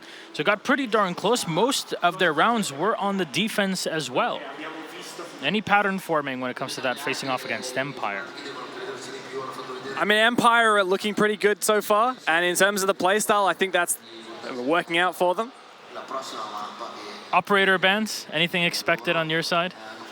I think that from Team Empire, it's going to just be whatever makes them feel most comfortable. They did that on this map with Mira and Buck, and... I mean, honestly, both those two could be in Border. It will give them a lot of freedom, a lot less destruction, so that wouldn't be too unrealistic. I kind of hope that we're going to see Fnatic try to do something crazy here in the last round. They went Capcan, Alibi, Leash, and played a new bomb site. They tried to shake things up. I want to see them do that a little bit earlier this game, because then you have time to play around with it and experience, see what works, what doesn't. Can't pull it in the last possible round. They were so comfortable, they banned the Nomad, so Empire couldn't use that to their advantage. So you can tell, Fnatic, much like Dark Zero yesterday, are kind of trying to focus more on flexibility and maneuverability around. Yeah, well, that's Consulate.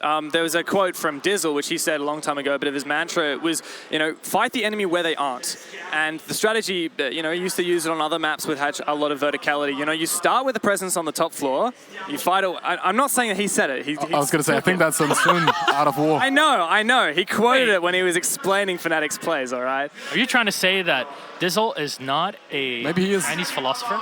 Maybe. Yeah. He could be. So you start presence in an area, you strip back away, you let them take control, and you go for a retake. And that's clearly why they banned Nomad, because Nomad is the best in order to prevent retakes like that. Expectations after this first map. Is it going to change? Is it still going to be Empire 2-0, Fnatic 2-1? What do you think, Alex? I still think Empire's going to win.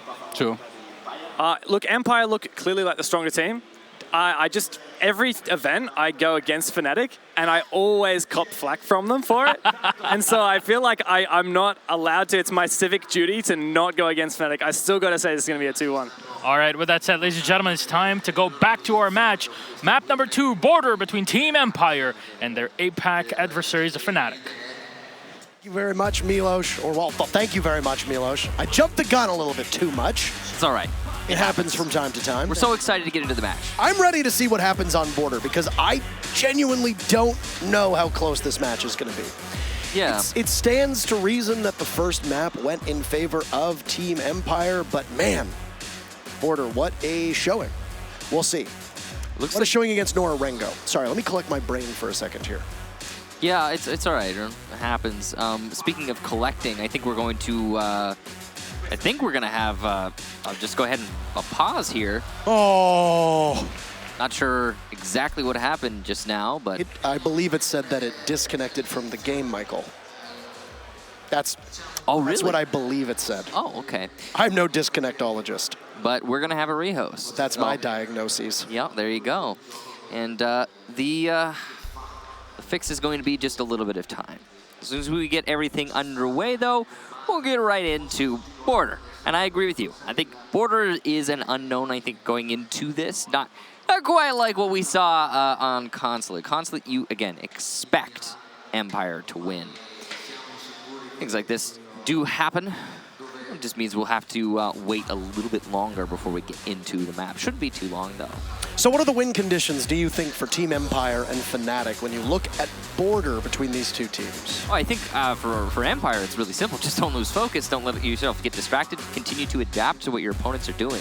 I mean, we saw at the end of Consulate, for example, Team Empire managed those retakes that Fnatic were doing on the top floor much better. I mean, they were just locking out and isolating those roamers in the very last round there, especially when attacking onto the Teller's bomb site. So that's really good from Empire. They need to continue to adapt like that. That's what they're known for in my mind, as much as they are known for the, you know, repeated strategy. So, on the side of Fnatic, some real creativity is going to need to come to the forefront here. One thing I am noticing is that, yes, okay, Virtue is fragging out quite a lot. So are a lot of the other players on Fnatic.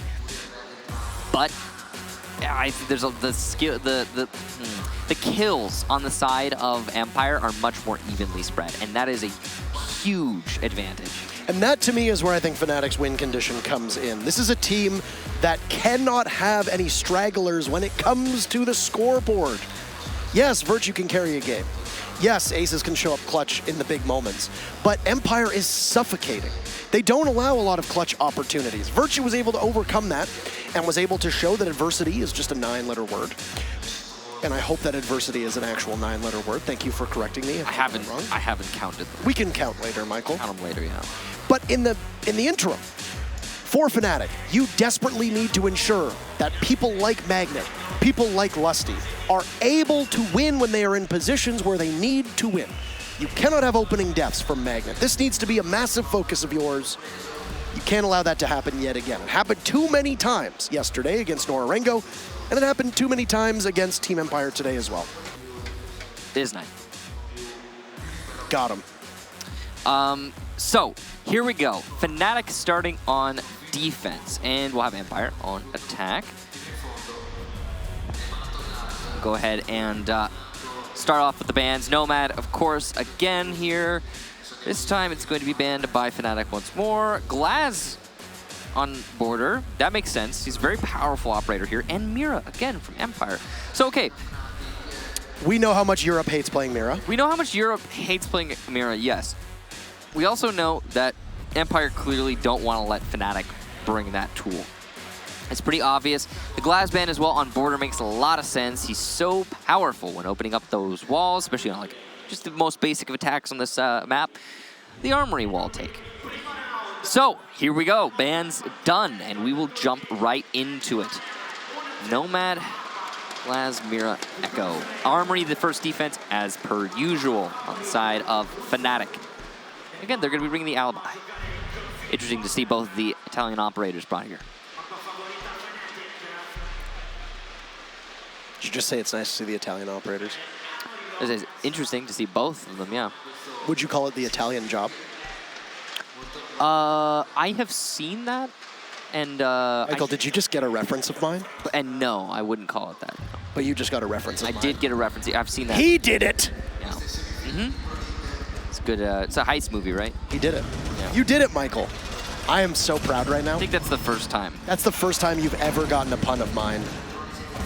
So that's good.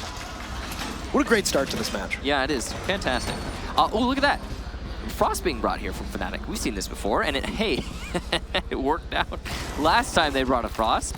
Surprisingly, a lot of the time, that Frost will get the traps detonated. We saw actually last time Fnatic brought it, two out of 3 were used. So as we get underway here, do keep in mind that for ultimate participation marks, as you will be graded at the end of this matchup, but there are two very easy ways to cheer for your team. First and foremost, there's spam this static to help Fnatic, and then there's spam this fire to help Empire. Yeah, really easy ones. Very easy, super simple. If you're new to Twitch, it might take a little bit to get it, but just go into the chat, go figure it out. Chat is a team sport. It is, that's true. Yeah, quite a lot of people. Very easy, very simple, just dive on in. Large team. As we said, you will be graded at the end of this match. Yeah. Individually, we'd be pouring over all the comments. So, what could be a thrilling conclusion and yet another 2-0 victory for a team. We have not seen a third map so far in this tournament at all. None.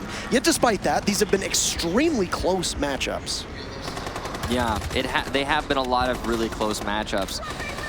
Now, Fnatic holding on to CCTV pretty firmly. Empire doing their best to clear that out. The LMG, this time on the side of Shepard, not Joystick, on that Capitao. Interesting to see that change up, but Joystick's actually also going to be the first one to die here to Lusty. This Valkyrie cam outside gathering a lot of information on the west side of the building. Shepard, is he going to use a firebolt already? That will go, I believe, to Banana, and that's a lot of ground covered by that one bolt. Doesn't hit a single person on Fnatic's side, though, so whether it was used to force somebody out or not is the real question. Looks like we might have another run out here as Virtue sits downstairs inside of that stock room. He's got the prepped window and a Valkyrie camera to give him information. Run out might be telegraphed or jump out might be telegraphed here, but it does appear that for the time being, everybody from Empire has vacated that part of the map. Very commonplace for Empire to enter from the east side of the building. They'll likely clear east stairs, move on in. You'll have somebody play inside of security. Once they make it there, right now it's Dan, and then everybody else will be inside of either fountain or office, depending on whether or not there's going to be any contest of the triple panel wall inside of office. Some teams will reinforce it, some teams will open it up. Usually when you open it up, it's because there's a mirror on the board. Dan has been able to take up quite a bit of ground here, though, by himself inside of security. He's got Karzeka to join him finally. So 2 members of Empire, and it looks like a third now, too, with Shepard not too far off. But there's been a lot of time that's fallen off of the clock. 45 seconds left to go, and utility has been used actually quite liberally. That's a second kill for Lusty as he'll run out and gun down Shepard, and a trap kill celebration time. Dan will take out Rizraz, and it appears that the downed member of Scyther, downed member of Empire and Scyther will be picked on up. Well, I mean, lost a lot of HP, that's for sure. So Empire in a very difficult win situation here. Ace is trying to contest from half wall, and he will be downed. That's a really important kill there from Empire. There's no one else in Armory, so Fnatic have to retake their own site now. Dan going for a plant on default spot, and this might just work out for Empire in the post plant. You can see 2 players from Fnatic rushing up by lockers, trying to save their teammate, trying to retake this position. Dan holding on to who's planted the diffuser, but he will be down and finished off. It's just Karzeka in the 1 versus 4, but he's got a lot of lit opponents, and Lusty finishes things off. A beautiful round there from Lusty and Fnatic on the retake. A nice try from Empire to get that plant down. Great retake from Fnatic and a huge round from Lusty. What I say only 3 minutes ago, 4 minutes ago, you need to have big performances from both Magnet and Lusty. And while Aces was able to grab 1 kill, it was Lusty stealing the show on that round. Yeah. An overall very strong performance led off here by the jump out. All the information that was at the disposal of Fnatic being used exceptionally well. And these are very common runouts. Yes, Nomad is banned. Yes, you know that Joystick likes to play Nomad an awful lot, but you still didn't have that same run-out potential on Consulate that we've already seen so far. I have a feeling that these are mistakes, not bringing Claymores, not having people dedicated to the run-out or the flank watch on Empire. That will not be repeated again. And I don't think that they're going to step on many frost mats moving forward either. Well, you don't know that. I doubt it. Usually once you get hit the first one, you're like, oh, okay. And then you check every single window. But I don't know, maybe Empire aren't going to be able to figure that one out. It's unlikely that Fnatic will bring a Frost again. They've done that before where they just bring 1 Frost randomly and they're like, hey, yay, Frost is here. And that it really does work well for them. They're going to be going to Ventilation next. On this site, the other really solid bomb site on this map. Border is one of those maps that only has 2 real go-to bomb sites. You've got 2 other ones, Customs and Tellers, that are okay, they're often referred to as off sites. So you're expected to win ventilation, you're expected to win armory as a defensive team, and then you have to kind of do what you can do on the other sites. Though, all of that can change. Double run out possibly from Fnatic, at least one run out from Lusty, and it's not going to get any damage, it's not going to get any kills, but it will, I guess, spook Empire. Maybe they're scared, they're shaking their boots. How badly do you want to see that? I mean, I wanted the kill to happen, to be honest. Not really rooting for anyone in particular here, but that would have been really cool. Because that's, if you're confused about why that would be really cool, it's a very basic run out, one that usually gets shut down. Very old as well. Super old, yeah. So if it had worked, it would have been comedic. Yeah. Well, this unpredictability on Border so far shining bright through 2 rounds, at least through a round and 40 seconds. Very similar to the way that they attack every single bomb site on this map. Empire invests in the eastern side of Border.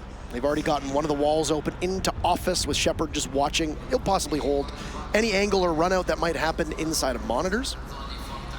We said that because of the aggressiveness from Fnatic, that they're likely going to have somebody, maybe 2 bodies, committed to hard holding these angles and doing flank watch, etc. It stands to reason that you'd have Shepard do that. He's got the M249, he's got an awful lot of bullets, he's got a clean scope. Some little tapping there onto Riz by Dan. Beautiful shots. A little bit of damage. Empire, we've noticed how slow their attacks have been recently on the last map and now on this one. And that's going to continue here. They've taken control of offices. And one thing I also noticed is that Fnatic are not contesting the roam clear. They're not putting bodies in positions to get picked. Fnatic are going pure and simple for retake strategies. There's not even anybody holding on to archives right now. There's 2 anchors, and there's a lot of roamers in armory. This is the first body that's going to fall as you see 2 members of Fnatic playing very deep over by the armory wall. Magnet is off the board, and Fnatic will find themselves trailing with only a minute left in round number 2. And Magnet had fallen inside of Customs down below as you had seen that he was just trying to keep Empire on their toes. And this was a strategy that worked well through the latter half of Consulate. It wasn't enough to stave off an Empire victory, but Fnatic are hoping that it will replicate that success here through Border. Imagine that Fnatic are far more comfortable, especially given this is their map. And they've got the test to come up. 30 seconds. Scyther in a position to get the soft wall into bathroom. Virtue gets 1 body on joystick. Scyther re-engages, finds kill number 2, and absolutely slaps Aces down, but his position will be given away by a decoy. Dan watching to possibly see if anybody's going to be here in flank position. Dan gets down Rizraz. Virtue cannot hit his shots, and Fnatic might have just lost themselves this round. But no, Virtue will try to hold it together. There's Lusty as well. Lusty is having such an impressive game. And he's got another body lined on up. Oh, Virtue from above will take out Karzek, and Shepard will need to engage. Lusty at close range will give yet another round to Fnatic, and they stormed out to a 2-0 lead on Consulate. They'll do it again on Border, and Lusty, channeling his inner Virtue, he's had an absolutely exceptional start to this game so far, and that's 2 sites now on defense in a row for Fnatic. That last round was the Lusty and Virtue round. It was a beautiful double play there to retake that round. It seemed like it was all lost for Fnatic, but Lusty forced himself into bathroom, and there was nobody from Empire to stop him on that push. Meanwhile, Virtue from above persisting in armory, then later retaking over towards offices and archives, doing a lot of work from that archives hatch in particular. Great job to both Virtue and Lusty, and the fact that they were able to put so many kills on the board really was the only reason that Fnatic could take that round. Now, Empire having a pretty good round overall. They just couldn't handle the retake from those 2 players. Things aren't looking too bad if you're Empire, but they aren't looking great. If Fnatic are able to complete a full cycle by winning this round, that would be a defense on Tellers in this case, then it's safe to say that the defensive half for Fnatic is going to start to spiral out of control if you're Empire. I mean, what did we see on Border yesterday in Fnatic Norarengo? Well, it was a very defensive-sided map. Of the 12 rounds before we went to overtime, it was 10 in favor of the defense. So if Empire can walk away with more than 1 round on attack, it could end up being a pretty big difference maker when they do switch sides.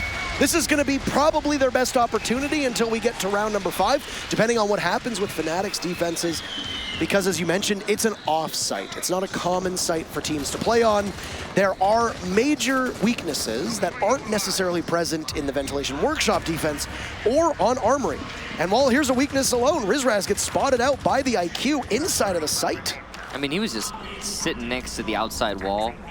That was kind of a free kill. A freak kill as well, as that probably shouldn't have happened. A little bit random spraying through the window. I meant more so that Rizraz really shouldn't have been in that position unless he was looking for a run out or just simply to try and hold somebody's drones down with the Vigil cloaking ability on. It was a mistake. It was a mistake. And read very well by Joystick. Those kinds of pre-fires do net a set amount of kills. We saw it yesterday, I believe it was on Nora Rengo when it was Yoshingo playing on the castle on Clubhouse, got one through the door. It might have been Ramo, I can't exactly remember exactly which player it was, but anywho, you'll see that for Fnatic, they're probably trying to play an aggressive style here because that's what a lot of teams do, and it's so far allowed both Virtue and Magnet to lose a great deal of HP in the process.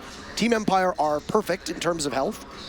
They haven't done all that much. They're droning outside of Armory, and this actually inside of Armory right now is Dan is just waltzing in. And Dan's in a really important position here, so he can pretty easily deal with those roamers upstairs because he's got most of them distracted by his teammates on the balcony. It's a big loss to lose that EMP to an ADS. And because of this, Dan doesn't want to engage anymore. He's moved over towards the east stairs along with the rest of the team. So it is going to be an east take, but they're going to go through the second floor and up at the top of the staircase there instead. Here's the thing though, Empire is still trying to take offices and there's nobody from Fnatic on the top floor. Joystick is just now pushing into offices. They've opened up the office wall from the balcony. And yeah, they're realizing, hey, Fnatic's not here. They're still playing downstairs. Dan's gonna get another kill there onto Virtue, and he's going for a third. There it is. His Magnet goes down. Dan is on fire right now, and that's actually just 2 for him. Yeah. So full control of the second floor now as Joystick will join his comrades. Karzeka finds aces, and it's a 1v5 with Lusty. Really trying to test how good he's been, but it's a flawless round from Empire yet again. When Empire looks good, they look pretty damn great, and that round is no exception. Bathroom Tellers is not always the most comfortable site for any team, and for Fnatic in that particular instance, it doesn't do very much for them.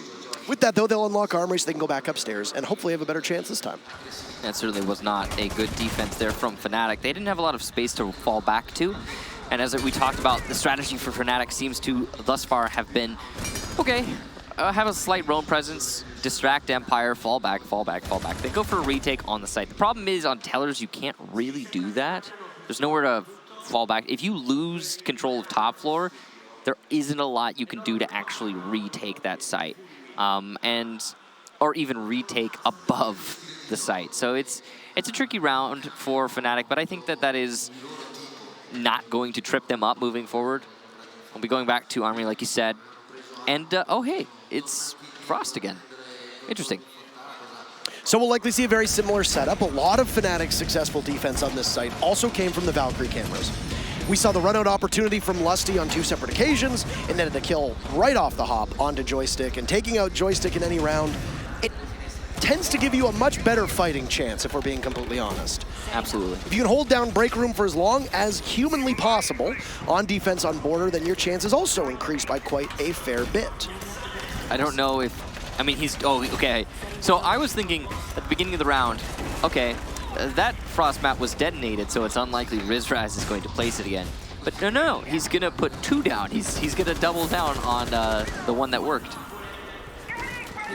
Doesn't look like there's going to be a black eye camera that goes outside, the exception of what we just saw. Not in the same way that it was before, which means that it's likely going to be a more conservative defense from Fnatic.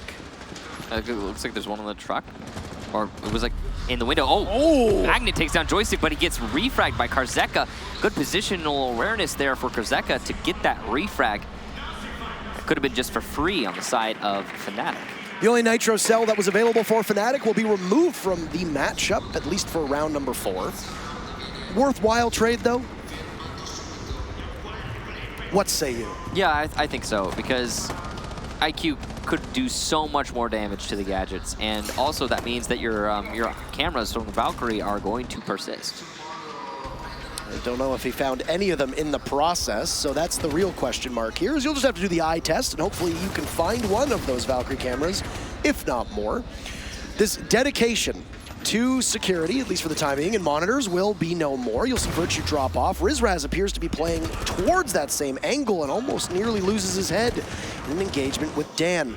On Repel, just looking on in towards monitors, it's Dan who has really shown his prowess. Improved himself on that Thatcher roll. He's traded out the hard breach onto Scyther, but Virtue will find Shepard as here you go. More runouts. There's Lusty grabbing one too. And Empire are not really able to do all that much in the building. Oh, from downtown Lusty, and it'll be finished off by Rizraz. This is seemingly Fnatic's map right now. That was a pretty dominant round for Fnatic. Complete lockout. Empire couldn't even take CCTV. You love to see the aggression from Fnatic and it working out as well. Usually that's the sort of thing that gets shut down pretty quickly, but Empire are struggling to deal with it. The only time they had an answer back was the very first kill by Magnet. Here you can see it, and it was immediately responded to with Karzeka in a great position to get the refrag. You could see even if he held the angle, it probably would not have been a refrag, but instead just a full cover. That was a pretty common run-up for Virtue. All of these engagements making a whole lot of sense on the side of Fnatic. And this right here, Lusty on the Alibi, has been doing so great with that operator. Again, you give Lusty an operator that has a high rate of fire, I think that's really where he shines. We've seen him play on Bandit before in the past many times, but if you don't need a Bandit, then, well, don't bring him. And the Alibi can give you a whole lot of other tools. Not so much the Prisma. Just to be really clear about this, Alibi is not useful because of her gadget as much as she's useful because she has a shotgun, impacts, and a good gun, and she's a 3-speed with a pretty small visual profile. Yeah. So ventilation again. It seems like most of the on-sites, the default ones here for Fnatic, they're very comfortable on. They've been excelling on armory both times. Ventilation, here's their second go.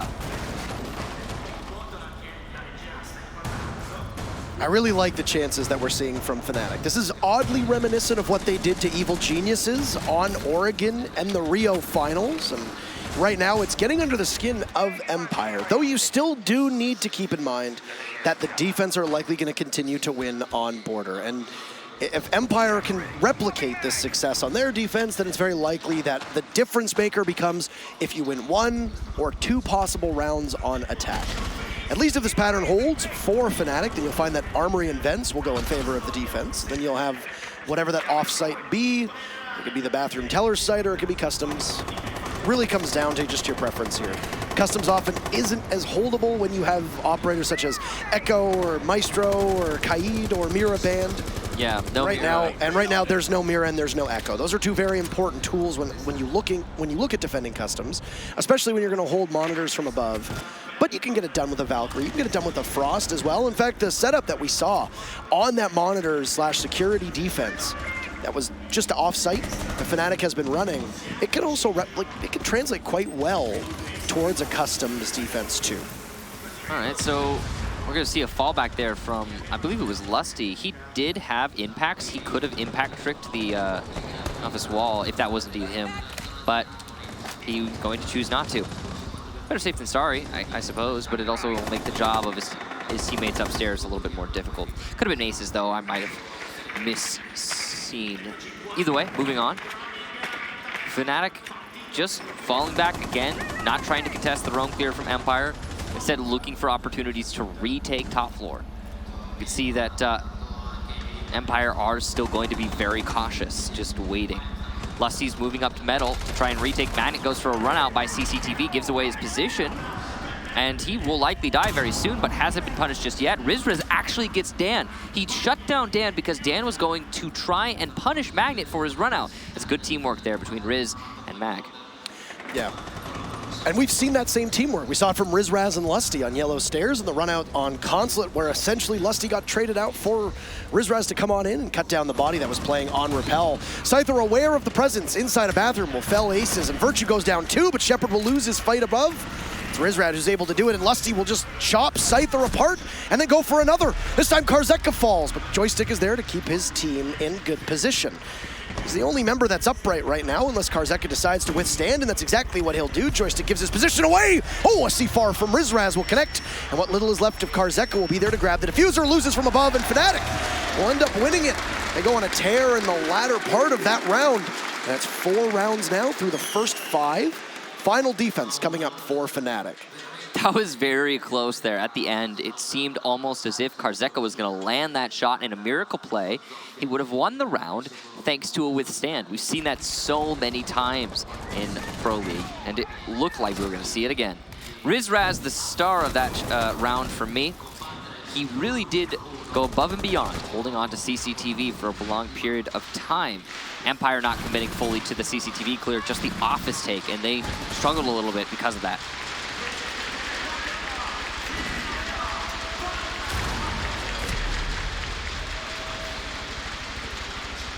Good individual plays are really carrying the day, and I think the other issue that we are finding from Empire is their drone work has been quite unsuitable, or not well suited, for what Fnatic is bringing their way. If this Fnatic that we've seen showed up over the last 5 rounds here on Border and then the final 3 rounds on Consulate had been there for the first part of Consulate, we could have a completely different series right now, because I think Fnatic is slowly realizing that if you play as unpredictable as possible, that Empire does tend to struggle on droning out through the mid to late rounds. Part of Empire's strategy is we do the same thing. We attack from the same angles, we push from the same sides, but we always have our drones in positions where they're either not spotted or they are perfectly well placed with the right amount of players on drones to give you the calls and prep for it. The one thing that works against Empire is that Fnatic is aware that Empire is going to try to clear from the east side of Border every single time. So you know that they're likely, Fnatic, pushing from a specific angle, and you can wait for them and anticipate that. And that's exactly why Empire thrives in those environments, because they always have good drone work. Where Empire struggles is, like we said, that mid-round to the later round, and right now that's where Fnatic is currently making their home in the minds of Empire. Yeah, it definitely seems like Fnatic has figured out how to dismantle the Russians, but it's not a foolproof strategy as we saw on Consulate. Even exchange here at the very beginning from Fnatic. And you know it's likely that they'll probably try and go quiet after those early kills. We've seen this before from Fnatic. They are going to hold on to CCTV though. They do have a rotation here, so they can fall off this position moving forward. Dan's still trying to take control of CCTV. It's Riz to delay this round as long as possible. It's a flawless round last time, so it's already been a more successful start. That's true, that's true. And Shepard will find Lusty as well. So Fnatic just do not look well suited on this site at all. Rizraz, who'd fallen early in the very first defense on this site, is now going to just survive a little while longer, and he'll be very tough to spot with the drone, but not with the barrel of a gun. And it's Shepard who will take Rizraz out of action, just waiting for the remaining 2 members. Virtue has next to no life left, and you'll put Aces in a very tricky predicament if Virtue's unable to do much. But we've seen time and time again that even with 1 HP, you can wreak an awful lot of havoc if your opponents don't know where you are. It tends to be the case with Fnatic through the mid to late rounds, but this site does not lend itself well to that same chaos that Fnatic are looking to try and play. Ace is also still alive, and he is in a great position right now if he's able to go unnoticed. Though it does seem that Dan is aware of Ace's position, and yes, indeed, he will shut him down, and there's the final kill as well for Dan. So Empire take their 2nd round here on this map, and the first half ends 4-2 favor Fnatic. And this could be the difference, like we said. With how defender-sided we've seen Border as of late, the fact that there have been 2 attacking victories from Empire could essentially break this map in their favor. Yeah, I mean, it was on the off sites, but at the same time, I don't know, I could see a reality in which Empire defend the default sites successfully, the same way Fnatic have, and then manage to take one of those off sites in their favor. It's totally possible, though it would be difficult. They are going to be starting on Archives and Armory, of course, as per usual for Border. Not going to be any crazy mix-up. Akaid 6 picked into here for Empire instead of a Bandit. A Bandit, powerful. Akaid, a little bit more versatile, though not able to deny certain kinds of hard destruction. A little bit of team damage done just now by Shepard onto Joystick, though there is a dock in play, so that will at least be managed. However, likely an unnecessary waste of utility if Joystick does indeed get stimmed. Yeah, he will be. Yeah. Still a waste, though. So here's a big difference in the way that Empire are playing. Number one, they're going to be bringing a rash of different operators. That's not Shepard, that is Virtue, but good to get his perspective, I guess. He's taking over every single role on both teams, actually. Is the camera wrong? Wow. Yes, the camera is wrong. Hey, and Virtue has switched teams. So his aces, oh no. That's not actually, that's a joke, by the way. It's an inside job. Yep, as it turns out. Now, looks like they're fixing it, cool. So you know that for the most part, Fnatic doesn't bring a Thatcher on an awful lot of maps. It doesn't really suit the way that they play out on, you don't have Thatcher banned here, so Fnatic can use it if they want to. The fact that there's a Kaid on the board and there are 4 panels over on the office side that are all reinforced goes to suggest that this might be a very difficult task for somebody from Fnatic to get on in. It doesn't appear that they're going to be going towards the office side as this armory wall is all completely soft. Yeah, I think Empire is setting up for some aggression. That's what they want right now, and it's clear by the way that they've set up this site. Scyther trying to play the angle to challenge onto his opponents, but Rizraz has just hot breached into Sandwich and is going for a plant. What is this? A flurry of kills for Fnatic, and they have all of the angles locked down, as well as the diffuser planted. This aggressive setup for Empire, not able to come into full power, but Dan is going to get the first kill for his team before finally being shut down. Shepard now, the last alive, has to 1 versus 4, and he doesn't even know where the diffuser's planted. He's going to figure it out shortly. Can he even get enough kills to allow for that disable? Challenging on Sandwich. He knows someone's on Repel there. He knows there are players outside of Armory Wall. He's trying his best to get these picks, but it's just not going to happen. Lusty will shut him down, and what a beautiful strategy from Fnatic. Well, there goes the logic that an attacking round victory is going to make all the difference here. Yeah, well, that was the first time we've seen a successful attack onto Armory, period. If you go back to the matchup on Border against Norarengo yesterday, where Fnatic partook in that one in particular, Norarengo did win a round on Armory, and so did Fnatic, so it's doable. But here today, you're absolutely right. It's the off-sites that you're anticipating losing more often than not. Armory is anything but an off-site. Look at the way that Fnatic injected themselves all in unison into this site. Rizraz's flank in particular, it was working in tandem with the lifeline from Virtue. The setup there was absolutely incredible. And not only that, but it was so obviously premeditated. They had somebody else on Repel for Sandwich Window to cover Rizraz's flank as he went in for the plant with that diffuser. Really interesting that Rizraz was the one carrying the diffuser, because usually you're not going to have someone who cuts down the middle of the site in such a high pressure situation carrying the diffuser. You would expect him to maybe die, but not the case here for Fnatic. They clearly have practiced that strategy very well many times in the past, and they knew what they were getting themselves into. It executed perfectly. You gotta give massive props to the Australians for that one. It was a huge commitment over towards the eastern side of the building, over inside of offices, over inside of Fountain, and archives by extension, that you have to suspect played into Fnatic's strategy. I like that you pointed out they've obviously practiced it. You don't bring a Finka and anticipate a rush strat like that, and you just invent it on the fly. It's obviously composed ahead of time. It was beautifully done, too. And it was very well done. Once Scyther fell, the whole site was completely free, and Fnatic just rushed on in and played defense on attack. It was masterfully well orchestrated, and, well, they've now put themselves within striking distance of match point.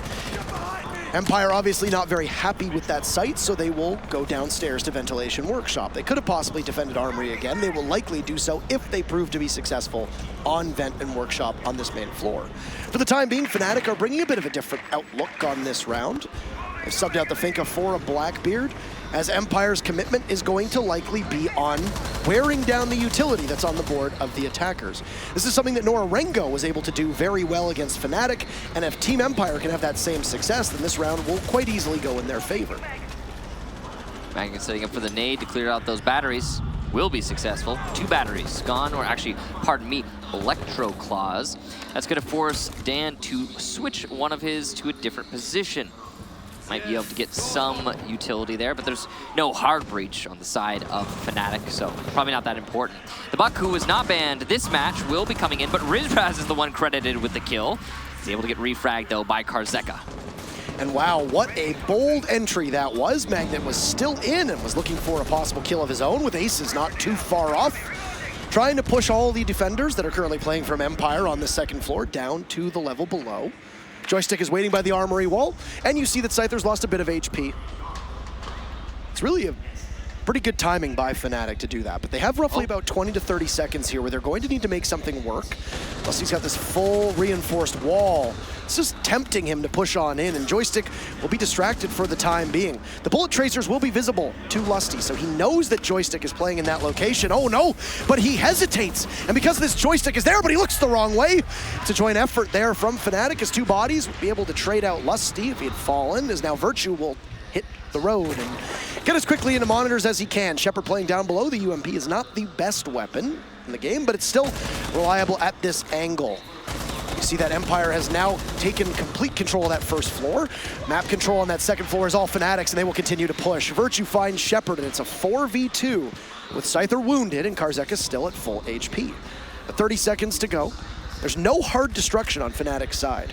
And they know this because once they take control of Bathroom, they can push on in, and Magnet will do so. With that skeleton key proving to be quite good. Scyther didn't have very much left, but it doesn't really matter. Karzeka playing around the server stacks, but he will exit the server on that round. It'll be match point for Fnatic. They'll grab yet another 2 in a row on attack. And Clubhouse, and our first map 3 of the Milan finals, looking extremely likely. Now we're on match point now, like you say, and this is a clear-cut example of just map preference shining through. 6-2 right now. This is looking like it's going to be a more dominant victory for the Australians than it was for the Russians the previous map, and that's pretty incredible. A 7-4 is very one-sided at this level of play in the finals. You just don't see it very often, and a 6-2, if that turns into a 7-2, I mean, geez, impressive. Now, it'll be an armory defense from Empire to try and lock this out. Curiously, I don't believe we've seen any tactical pauses just yet. I don't think anybody has taken a timeout, no. It's been a pretty go, go, go type of match. And Empire are doing their best here to try and hold on to now the Armory bomb site.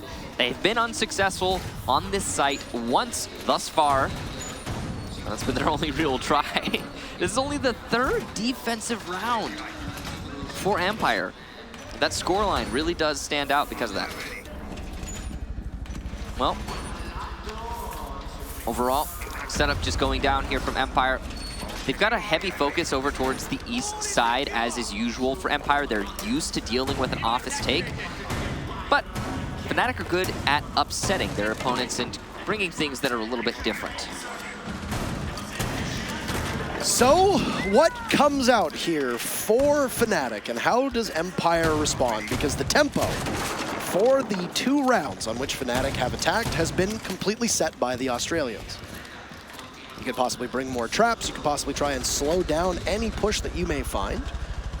Maybe is it more information? Well, for Empire, it looks to be a pretty similar setup to what we saw on the first Armory defense, except there's no Kaid on the board. Dan will sub out for the Bandit, whose head is spotted for just a second, and Lusty coming tantalizingly close to being able to put his team up by 1 with the match on the line.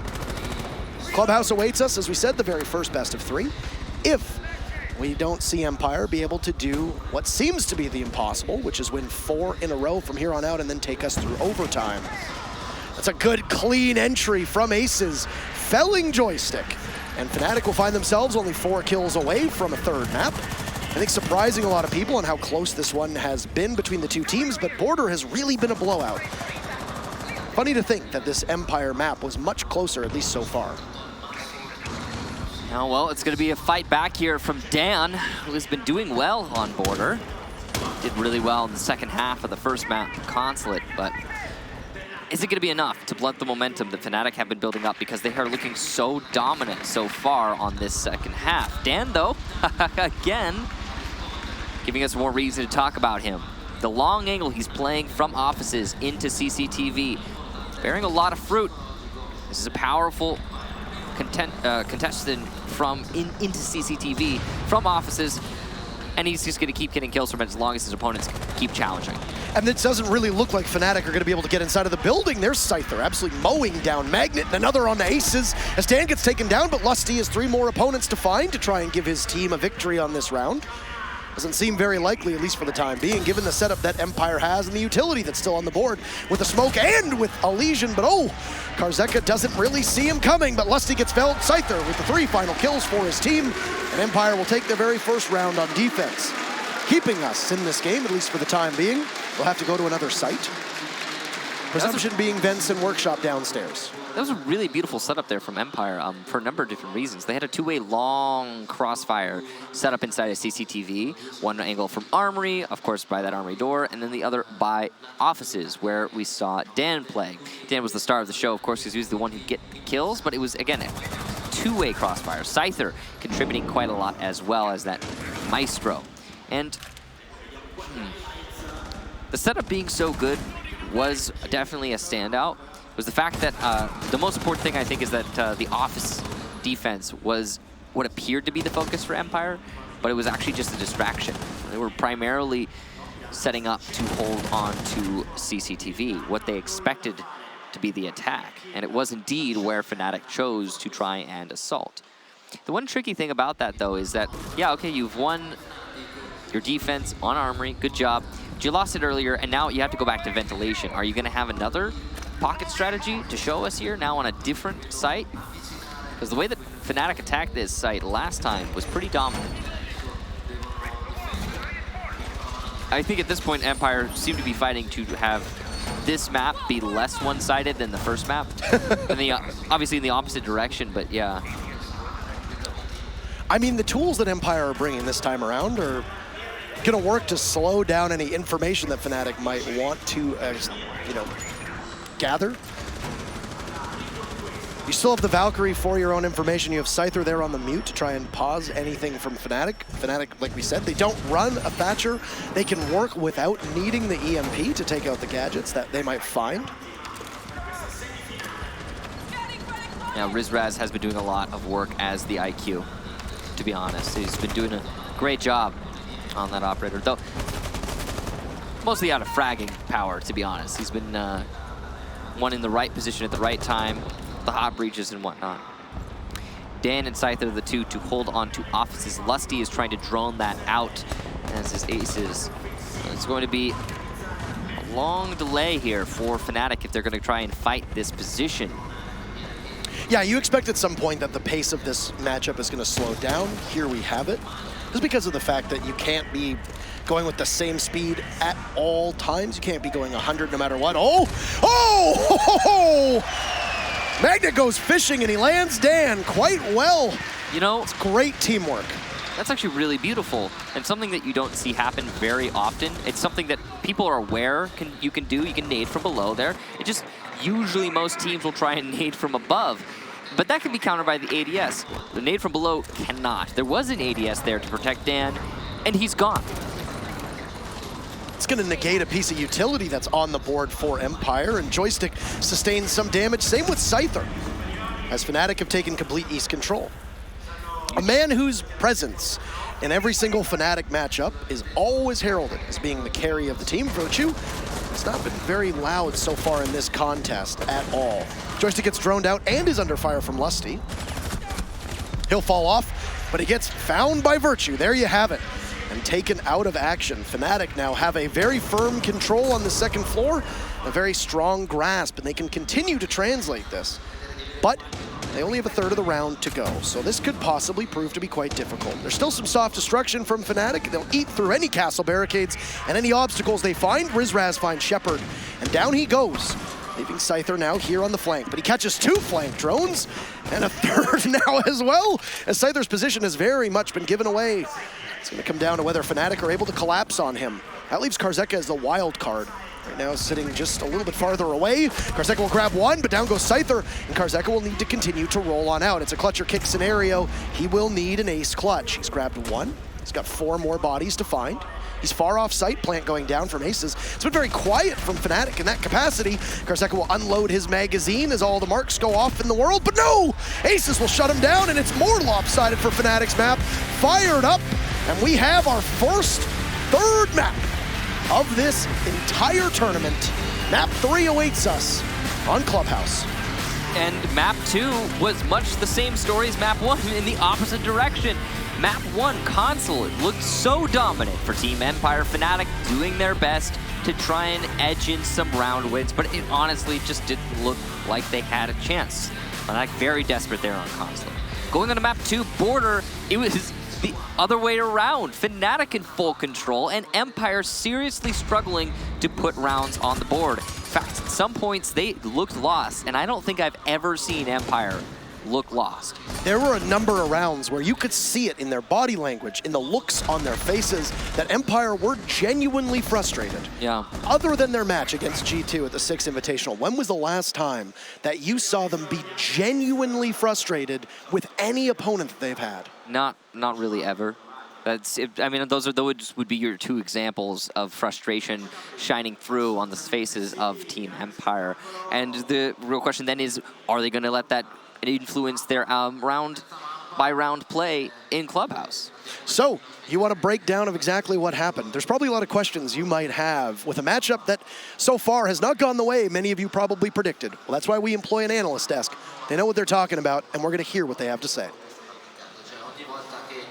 Thank you very much, Antero. And yes, the experts are back to break it all down. So, a very big reversal compared to map number 1. I think that was a landslide in the other way. Empire tried to come back with an extra round of 3 at the second half, but there was just nothing that they could do. And as Michael and Parker were saying, they looked lost. Yeah, I mean, without a doubt, we got to give Fnatic a lot of credit for coming back from their performance from yesterday, because in all fairness, they did so many mistakes when they were playing against Nora. They kept getting run out on the balconies. I assume Dizzle and Magnet had a real serious talk and tried to figure out what their issues were there. And they loosened up a lot. We saw Aces continuously change operator. I think 4 rounds in a row. He was from everything from Finger to Blackbeard to Maverick, just to try and keep a change of pace all the time. And if you watch a lot of Fnatic's matches, you know, whether it's regular season or just for a long time, if you're a long-time Fnatic, you're probably familiar with the fact that they really do, over time, build up, you know, a large array of different kinds of operators they're happy to play with and different kinds of play styles and roles that they're happy to work with, which is something that I'd say is particularly distinctive of Fnatic versus other teams. But in a lot of matches, such as yesterday against Nora, we actually don't see a very wide scope of that potential that Fnatic have. But here against Empire, we're actually finally seeing them bring that to the front, and it's working. Yeah, and you can see that in our round breakdowns here, where 4 rounds on the attack for Fnatic, 2 on defense for Empire. Very similar thing would have happened on Consulate. And then return to form. Again, Fnatic, 3 rounds able to take it with only 1 the attacking side of Team Empire. The Russians, again, lost on Border, but there's still 1 more map to go. There's Clubhouse. So, gentlemen, let's break this down, because both teams have played this a decent chunk of times, specifically Empire as well in Europe. Clubhouse is a pretty big mainstay for a lot of teams. Let's start off with the operator bans. Anything you look forward to seeing from Fnatic, knowing them on Clubhouse? Well, I think that it's going to be the common trend that we've seen today with Fnatic is they want to favor that mobility. So they've banned out the Nomad in both of their matches today. In fact, they've banned out Nomad and Echo in both of their matches today. And I think that we'll probably see something similar, if not the exact same bans again. On the defensive side, they play very loosely. They go for those rotations, late flanks. Clubhouse is a fantastic map for that, so I expect the Nomad will, you know, be banned out to allow them that freedom. And on the Echo side, you know, on a lot of these attacks here, we saw very swift take control of site, you know, surgically arrange how much you need to take control of, and then cut that off, get in there and get this plant down. Much more difficult to get that plant down once you take that control if there's an Echo in play. So I think that we'll probably see that again, because both of those bans are working so well for Fnatic currently. We got to remember on Clubhouse, not banning Capitao is going to be a massive gamble, especially when you have someone on the other team, Joystick, that is so good with Capitao. Yep. It really limits your play on both the top floor bomb sites. So now the decision is, do we really want to focus more on the roaming game, or do we want to make sure our anchors are going to be as safe as possible? That's the big decision that's going through Fnatic's mind. But you look at Team Empire, any specific operators they have to deal with, because we've seen, as you touched upon, James, Fnatic have been extremely flexible on map 2, and they kind of shown that they can really fit whatever operator into the tiny slot that they require to get the round. I think from Empire, they're going to do what they always do. They might be the team ending up banning Echo here, or Mirror for that matter. But Empire's just going to worry about cutting off the rotations of Fnatic. That's going to be all, because let's be fair, Clubhouse is not the most roamer-friendly map. Even the rework, you got 2 extra stairways you can get around with, but it's very limited compared to a map like Border. Yeah, you can rotate later in the round, but that's because the attackers mostly made a mistake and didn't gave you the advantage to kind of move around. It's not as flexible, but a lot of pre-made holes like we see on Oregon as well. Cache has been a very important place to really set up if you're defending Bedroom or, of course, the Cache site itself. And we've seen yesterday how efficient some teams can be at burning off so much time on specifically their Bedroom defense. How do you really set up around Cache to slow down Empire if you're Fnatic? Well, specifically with Fnatic, it's what we've seen a lot of recently is the Alibi play, and I expect we'll probably see it again. We saw a bit of good Kaid play yesterday inside of Cache, because you can Impact Trick and Electroclaw Trick, but I'm expecting to see the Alibi. We've seen it a lot from various teams in the ANZ region specifically, where FNC hails from, and I think that kind of, not just specific strategies, and here, let's whip out this pocket strategy, this operator, it's the playstyle that won Border for Fnatic, and I think that it's the playstyle that will win them for this match if they can keep it up. And it's that unpredictable playstyle where they understand exactly what they need to accomplish and they don't try to overextend. They knew that they didn't need hard breaches on Border because they knew that their strategy revolved around not opening those walls, and it made it very unpredictable to understand what they're going to go, because if you're having a normal round of Siege, you expect in the Thermite Armory wall, you know that's going to happen. It's a constant. You can predict it. You can't predict this. And it was a finger boost with a IQ hot breach. I got that written down as well. I just got a lot of question marks right after that.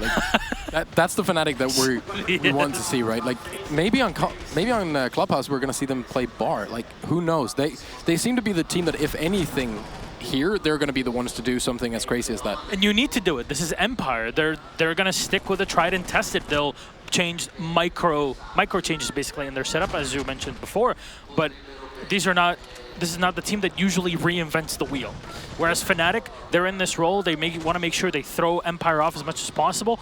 It wouldn't surprise anyone to see these sorts of strats pulled out. Yeah, I fully agree. And look, honestly, I'm expecting we'll probably see even potentially Bedroom and Gym being the favored site for Fnatic. It's happened a lot in the ANZ region. And as you mentioned, you know, with the strategy holding of Cache, you could use an Alibi for that. You can use Kaid. I think that that's the kind of thing that might throw Empire off, bringing in just continue to be unpredictable, right? We've seen it so much on Border, and I think that it's not kind of like a randomness. I think a lot of people, you know, say that Fnatic just play randomly or play ranked play style. This right here, I'm sorry to break it to everyone who seems to think it is, this is not FNC playing ranked. No. This is FNC playing an incredibly high but very unusual level of gameplay.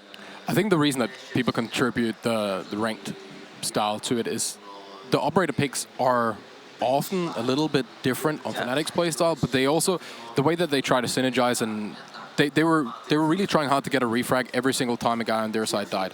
Sometimes, especially in the first kills, it generally worked out. Then later on, not so much, but they're good at falling back. And then they have, like, times when they bring Capcan or Frost or Leash and stuff like that, it gives them some extra time. And you aren't really used to that kind of playstyle. All right. Gentlemen, thank you very much. I've already known what your predictions are for this game. So let's see, will it be Empire, will it be Fnatic? It's that close. It rotated in between both teams. We'll see. Map number 3 is going to kick off Clubhouse between Empire and, well, their big opponents of Fnatic, representatives of ABAC. Let's head it out. Thank you so much, Milos. And we have our very first map 3 of this tournament. Yeah, pretty crazy. Also, the team on the right side usually wins. I think how it works. I think every single match, yeah. Every single match they've won, yeah. All right. Well, if you're a fan of Team Empire. It's been a weird tournament so far. I would actually like to go back. I don't have this information at my fingertips. How many times, if ever, we have had a quarterfinals where it has been 2-0, 2-0, 2-0, 2-0. I would love to know that, actually. But we'll head on into Clubhouse, a map that we saw Fnatic play on yesterday. They had their hands full. The Japanese team, Norarengo, their regional rivals. And Norarengo don't really play this map at all. In fact, they don't. Finding stats and finding VODs on Norarengo on Clubhouse is as impossible as finding Sasquatch. So when you go up against a team like Empire, What are you expecting here? Well, I think the analysts knocked it out of the park with the fact that individual efforts are going to reign supreme, and they did on Border in particular. Virtue disappeared to a certain extent, and his absence was filled by the rest of his countrymen. Coming together, and Fnatic had a better showing on Border than Empire had on Consulate. It's going to set us up for a major showdown between these teams and a lot on the line. Empire being the undisputed favorite, the indisputable favorite, so to speak, coming into Milan versus a team that has made it to the semifinals twice before, but never farther. Yeah. And on their shoulders will also be the hopes of an entire region looking to get to the finals for the very first time. Well, APAC have come a long way, that's for darn sure. Going toe-to-toe with the beast that is Empire, the machine that never breaks. It's pretty impressive. Fnatic are going to be starting on defense here for Clubhouse. And they will be going to Cash and Server. Setup initially just coming in. Joystick going to be allowed to play his Jackal this time around. That's quite interesting. We haven't seen Joystick Jackal that much as of late. Bring a lot of IQ recently. IQ would be still very useful here, but he just has a specific preference, it seems, now. And I think that makes sense. Based on what we were seeing from Fnatic in previous maps, Fnatic, again, playing those heavy roam strategies on the defensive side, usually late retakes to try and trip up the attack. Jackal is going to help the problem somewhat. This Capitao ban might be very interesting here. Fnatic, very similar to what we saw from Stream yesterday and a variety of other teams that are in this tournament. They are very reactive with their bans. They ban against teams, they ban on certain maps. They don't really have their comfort bans. That's Fnatic here. They don't like playing against Echo, we know that much. Not a lot of teams do. He tends to be one of the higher banned operators in all of Pro League, regardless of region. Yeah. But this Capitao has been really brutally effective against Fnatic on Consulate, and it was quite impactful as well on Border to a certain extent. It's going to push Shepard onto a different role, and oh, there you go! Doesn't matter if he's Capitao or not. The wall explodes, and with his exothermic charge marring the sight of Lusty, it's Shepard who'll be able to capitalize upon that and get the very first kill for his team. Oh, such a beautiful opening of the server wall by Team Empire. Everything happened in unison, and that lifeline was the key to success. The EMP taking out not only the initial batteries, but also the ADS, allowing for the lifeline, which then allowed for the exothermic charge because the lifeline denied the bandit, actively bandit tricking. Well done to Team Empire again. They even managed to get a kill out of it. Shepard ready on that rappel with the detonate. Ace is playing inside a garage now, is going to be under immense amounts of pressure from not only any garage pressure directly that Empire is trying to apply, but also from this server wall. He has to keep the crossfire alive, because that is the lifeline for Team Fnatic. The only chance that they're likely to win this round. Virtue goes for a very ill-advised push into Workshop and gives another free pick to Team Empire. That was a mistake, and everybody from Fnatic are going to just peek Empire over and over again. Another down this time on Aces, but Rizraz runs out, so the peeking will not stop. Jackal marks on to Magnet as Rizraz gets felled, and it'll be Magnet. The only one left is Aces needs to be picked up, but Empire looks so strong. Scyther and Dan coming together in the very end of that round to put Fnatic out of their misery. The strategy, teamwork, coordination on that round was absolutely impeccable by Team Empire, and a lot of key mistakes on the side of Fnatic. Some serious aggression, peaks after peaks after peaks. Not sure what Virtue was thinking, trying to retake Workshop construction after it already had been locked out. That was a free kill. You just saw it on your screen. Joystick. Didn't really have to do a whole lot of work for that. It was the same thing from Rizraz right there. Why do we need to be peeking all these angles? Answer, you don't. I mean, they did peek it a lot on Consulate to a certain extent and on Border. Yeah, but I just feel like that's the sort of strategy that's not going to work as well on a map like Clubhouse. I mean, there's some opportunities for sure. Like, don't get me wrong, it's not something you can't do.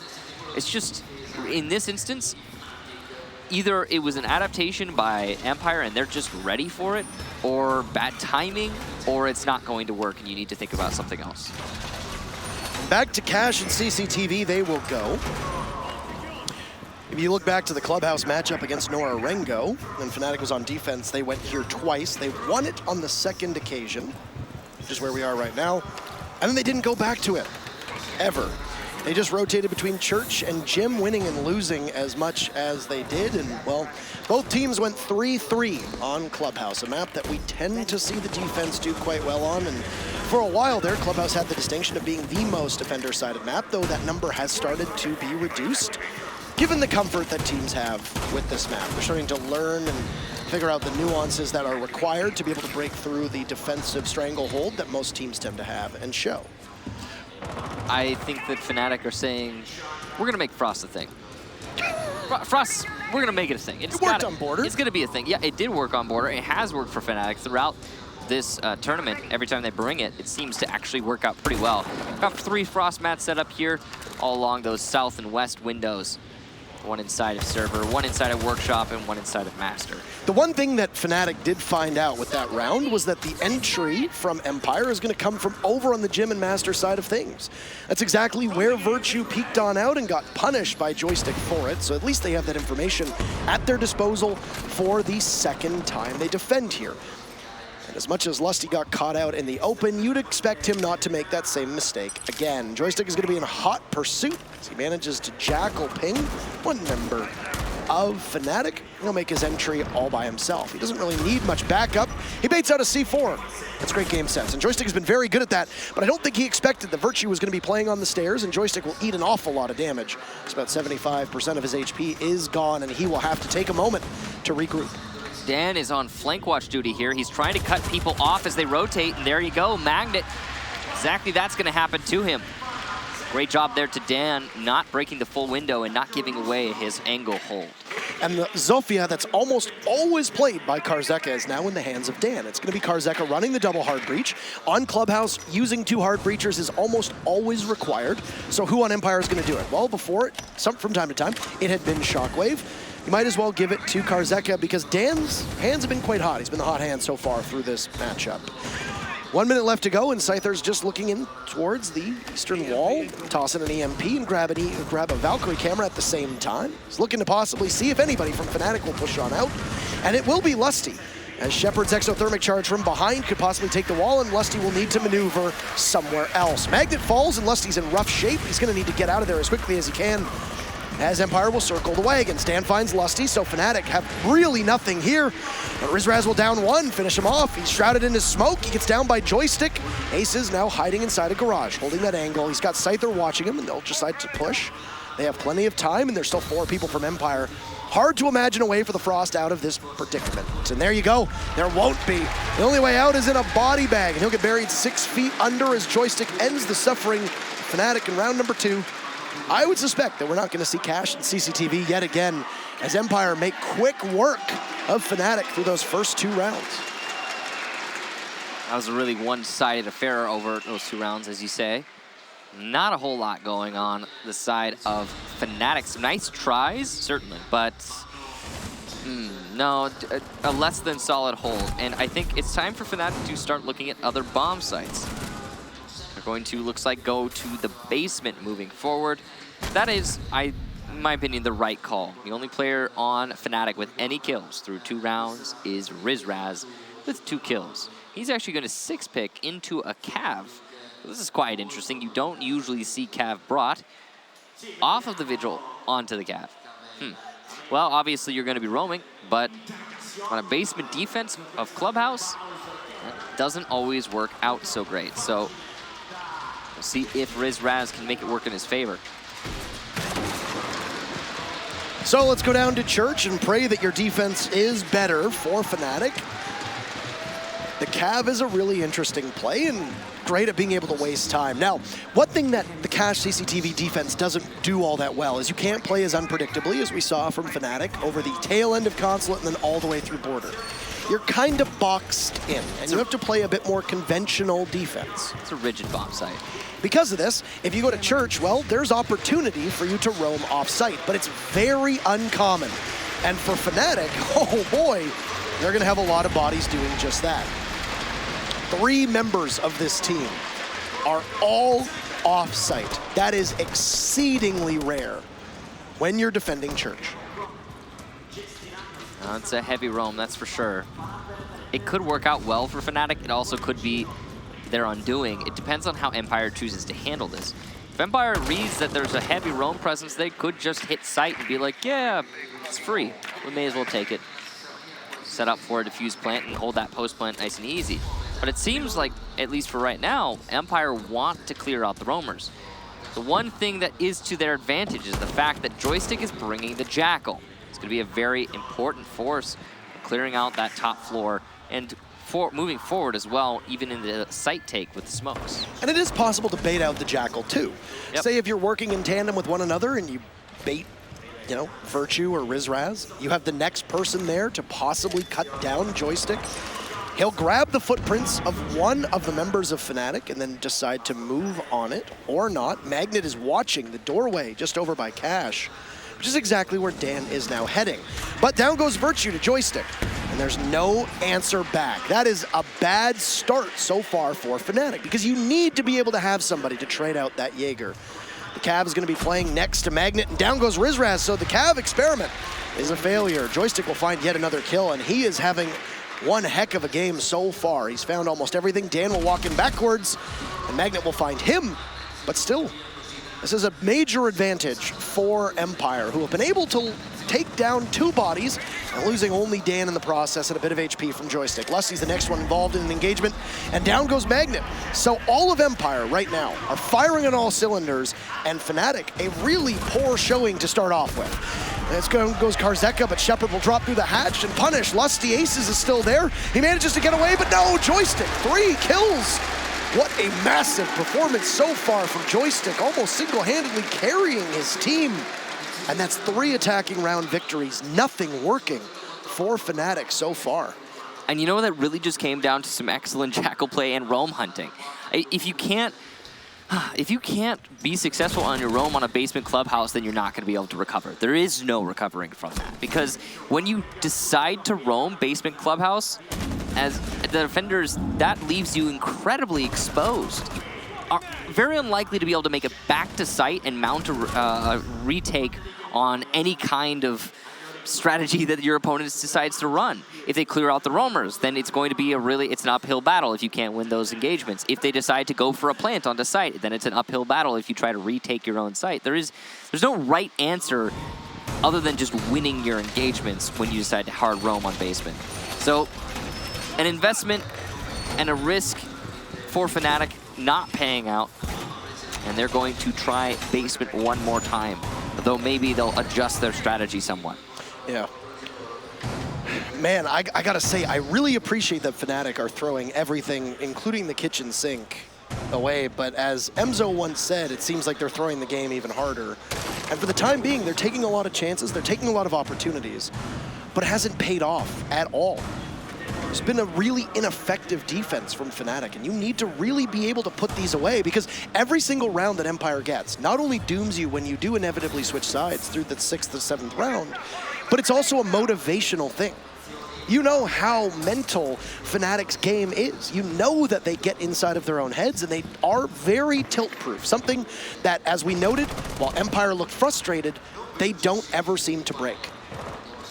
If Fnatic are not able to find their groove sometime over the next round or 2, and we might even be past the point of no return, but if over the next 2 rounds, Empire just continue this lopsided affair, the game might be over before we ever hit that 7th round. It's true. Well, Fnatic's going to have to start doing some pretty magical stuff here on defensive clubhouse. They are right now going for a no roamer strategy on a basement defense for clubhouse. This right here is typical clubhouse. This is what you expect to see from the defenders. You see Empire already clear out the top floor, middle floor, establish that there are no roamers. They're being a little bit thorough and make sure they drone every nook and cranny. We've already isolated the garage and put a claymore on that ladder. Obviously have somebody push in through blue stairs. Scyther's droning that right now. So it's just slow, methodical. The standard Empire attack. And they're going to still have plenty of time when they decide to go for a site take. And here's the thing with Church is that you're going to wait and, you know, clear out every single thing. You have to take up some kind of residency inside of the kitchen too. there's Lusty in a position to possibly impact trick that kitchen hatch, so you have to try to put as much emphasis on flushing out the defenders that are playing below the kitchen hatch because you're expecting there to be some kind of impact trick. It's very easy for one of those grenades that are in the hands of a Legion or a Smoke or whoever might be holding it to be able to take out the hard destructive capabilities that Hibana has at her disposal. And as you can see from all the soft destruction around the hatch, that's exactly what's going to happen. There's a minute to go. So not the greatest timing for Empire, who haven't really done much to alleviate any of the reinforcements that are in play. But as I say that, Shepard does look to get the exothermic charge down on the church wall and push on in as EMPs will clear his path. There's an impact grenade that will take out one exothermic charge, and he'll try again to see if anything changes this time. Karzeka guns down Virtue, who's playing over by this hatch. And there you go, it does sound like the exothermic charge will be successful on the wall. That'll put Magnet in a position where he's gonna have to push on up, but he gets taken out by Dan, who's still watching at the bottom of main stairs. And Fnatic now find themselves pinned down in a lot of trouble. Dan getting softened up through the wall, just a little bit of shots through what would be Bullet Pen, and Rizraz will quarterback the push all the way from the back of Arsenal Room. He's gonna be long range with that ACOG, just waiting. Karzeka, 2 beautiful plays so far to keep his team in excellent position, and there's Scyther too. Empire cannot be stopped right now. They are rolling over Fnatic. 4 rounds in a row on attack, on Clubhouse. Oh my word.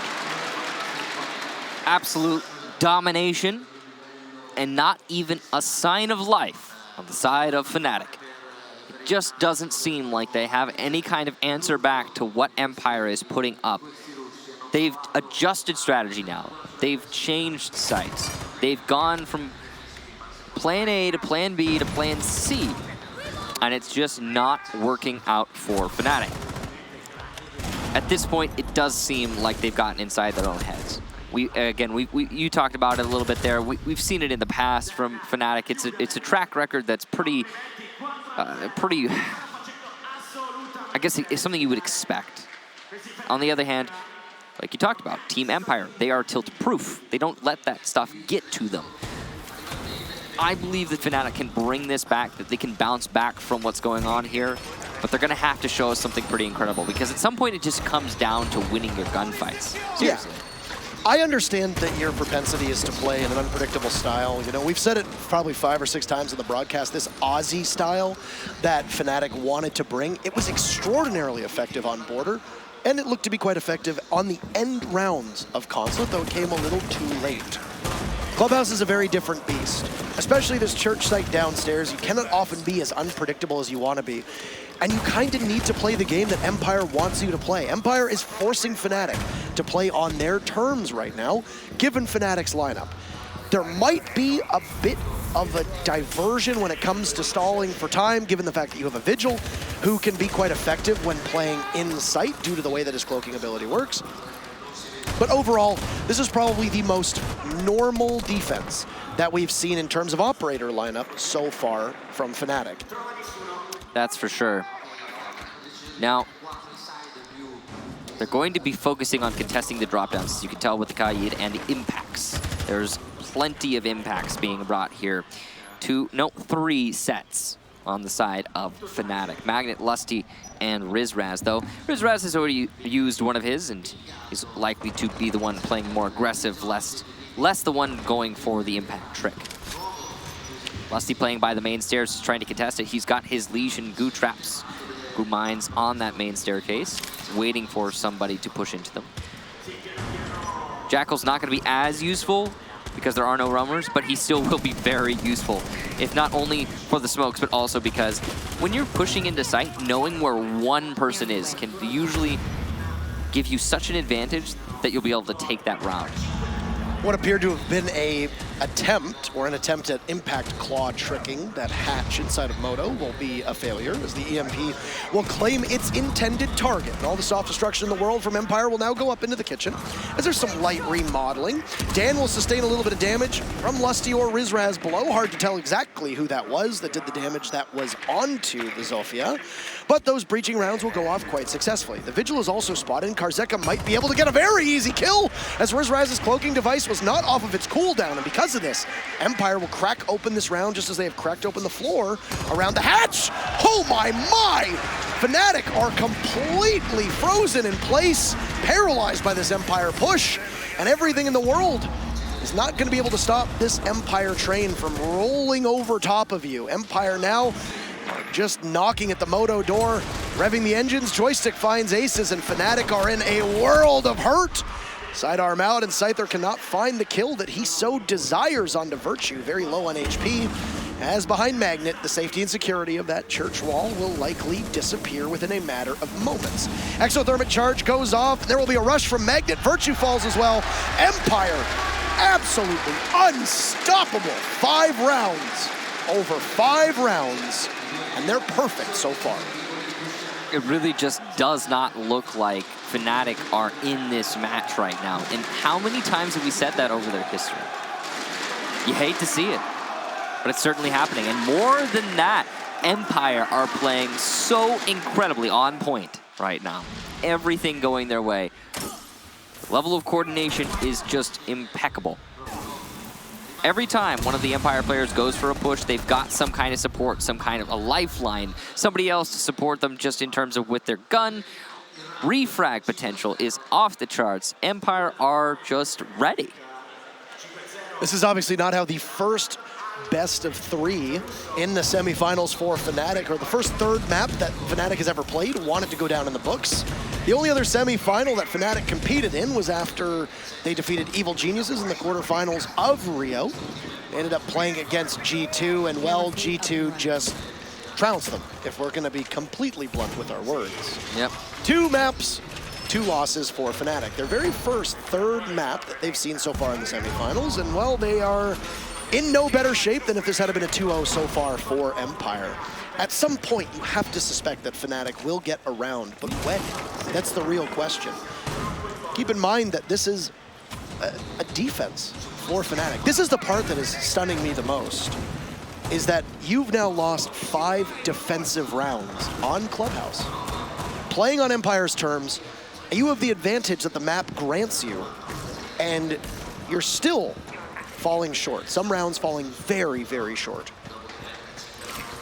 Yeah, it's certainly been a struggle for Fnatic, and I don't see them recovering in the second half if they can't win 1 defensive round.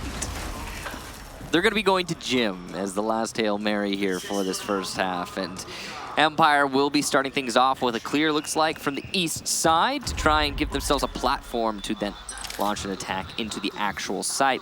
It's defensive cash right now for Fnatic. That's their focus, something we've seen from many teams in the past. Lusty is especially good at this, by the way. He's got the shield that he's made such good use of in this doorway. That's going to allow him to contest the walls as the Kaid, while also simultaneously taking any fight that someone puts forward. But he'll actually win that fight? Lusty! What an insane angle! And he goes to deny the Excaros. He will be partially successful, though not enough to guarantee his position is defensible. This Electric Claw is going to be a little bit too late. Even though he does take down Joystick, Lusty will be punished for it. You know how low he is on HP. He's 1 shot away from death. It's a tough position to find himself in. Meanwhile, Empire losing Joystick. Not just losing who's been their best player this matchup, but also the only set of smokes. Lusty will finally get spotted. The Type 89 will take Lusty into a position where he is down but not out, temporarily suspended in mid-air, just waiting for the cavalry to arrive, and whether Karzeka will be able to finish this off, or whether somebody will be in a position to possibly get Lusty. There you go, he's gone, but Virtue's there to take out Scyther, and Karzeka taking Virtue down now as well. So Fnatic will not be able to get a successful retreat at all. 2 kills from Karzeka to start things off, and Empire looking to move to match point, being perfect through their attacking round. What a sight that would be to behold. If they go perfect for the first half, you could bet it's likely that they might be able to get a 7-0. The way things are looking, it's not too crazy. Though, this is the closest round we've seen so far from Fnatic, and it's still very winnable. Magnet is below. He does still have his C4 in hand. Ace is holding on to offices, allowing Rizraz to be solely focused on holding Jacuzzi wall. Aces has got a lot of work to put up, but oh, Shepard gonna take down one from Jacuzzi. And there's Dan to also take down Aces inside of offices. It's just Magnet in the 1 versus 2. But he's only got to delay for 15 seconds. If there are Valkyrie cams to call this out, he might be able to deny the plant, but no. It's going to be on a bed, which means the C4 will miss. Which means that he will have to retake into a 1 versus 2 post plant. Magnet going to do his best. Dan holding onto the staircase. He's just waiting for the push-up. It's inevitable. And Dan waiting on the doorway, still on that angle, but he'll let Magnet slip by. And it's going to go into offices using the pre-made rotation, but now he's going to flank his opponent, and there you go. A perfect half for Team Empire. 6 rounds in a row. How incredible and impressive has this been for Empire, now looking to punch once again their ticket to the finals.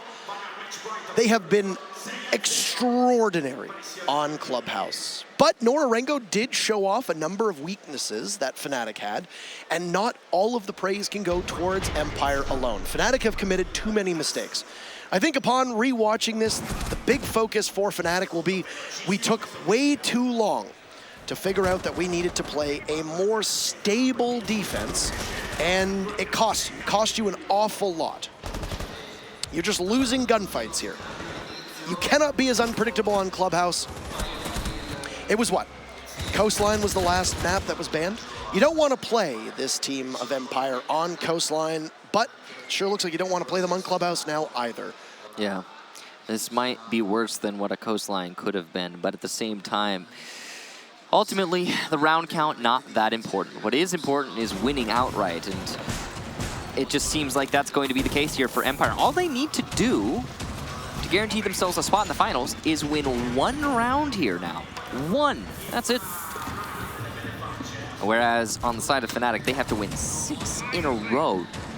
Does it seem possible? Maybe. Is it likely? No. We see 2 things here. Either number 1, Empire goes almost effortlessly in this map to the grand finals later today to square off against the winner of Evil Geniuses versus FaZe Clan, or we see one of the greatest comebacks that we have ever seen in any international performance, any domestic performance, any competitive Rainbow Six performance possible. Yep. It would be pretty insane if Fnatic were able to bring this back. And you're going to need a lot of magic on the Australian team's side of things.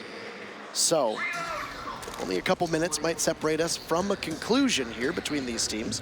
Empire bringing a lot of heavy hitters, a lot of damage that can be done with 5 defenders, all bringing different types of utility, but also going with what Empire's been doing so well, which is just winning gunfights.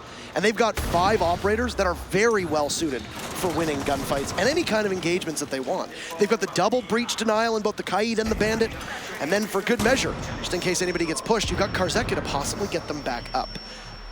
Interesting setup here from Empire. They will lose the wall. Joystick's gonna take down Lusty though from a run out on the front door. He's looking for more, and he's gonna get it! That's 3 for Joystick from the front door. And Fnatic, and a 2 versus 5 on match point series point. Joystick, are you kidding me? Oh my God!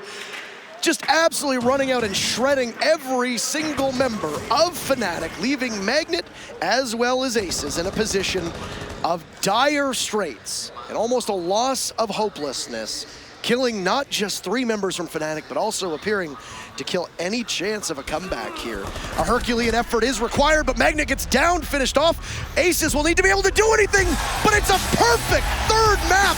Empire cannot be stopped. And that machine that we talk about will not break now. It will not break ever.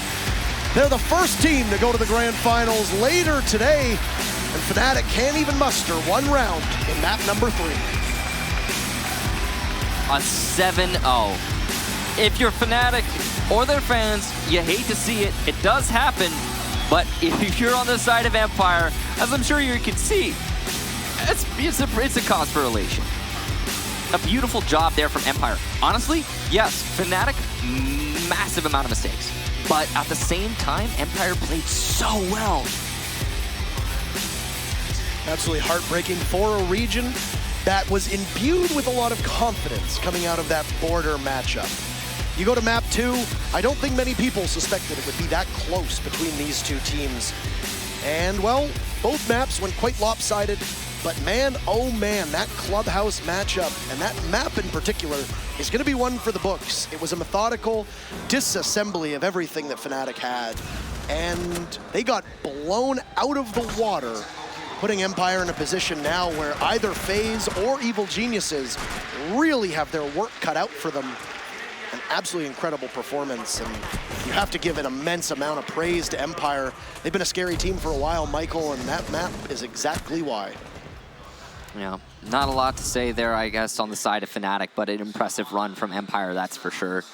I honestly thought that Fnatic might have been able to give us a good fight in that last third map, based on what we saw on Border, but not the case. It's two very one-sided maps, and then an even more one.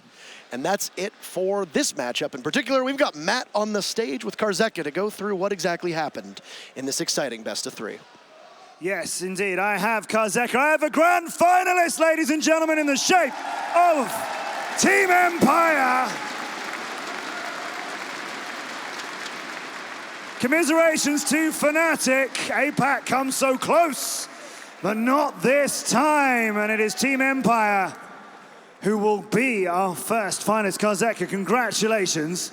Let's go back to map 2. You're on Border. That's when Fnatic came back very strongly, and after that had finished, you guys left the stage. What did you do to regroup and come back and win it at the end? I mean, we actually didn't change anything because we just looked at Border, and you can clearly see that they just outgunned us. So they were just really aggressive, and we couldn't control that for some reason. But when we went out, we just breezed it out, said that we just need to win our gunfights, and we just won them. Which is something we know Empire can do. In terms of not changing anything, though, on Clubhouse, I think we counted 5 rounds. It may even have been 6. But Dev Marta was telling me 5 rounds where you didn't change any operators at all. You came in with the same 5 every time. Why was that? Was it just it was working so effectively for you? Was it a comfort pick? What was going on?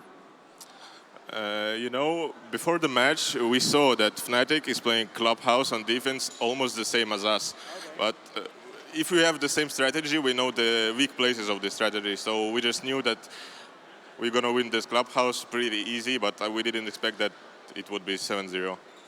I don't think anybody would have expected it to be 7-0. That is a tough way for Fnatic to bow out of the tournament. You're in the final. Coming up next, our other semi-final, that features FaZe Clan and Evil Geniuses. I know that the team you want to beat and your teammates here want to beat, I know that's G2. You said that yesterday. All right, they're not here. FaZe or EG, who do you want to beat in the final? I respect the both teams, but I think I want to see EG, but I guess FaZe has a little bit more chances to go to the grand finals. We will find out very soon, but we know whichever one it is, they're going to face the Russians. Team Empire are our finalists.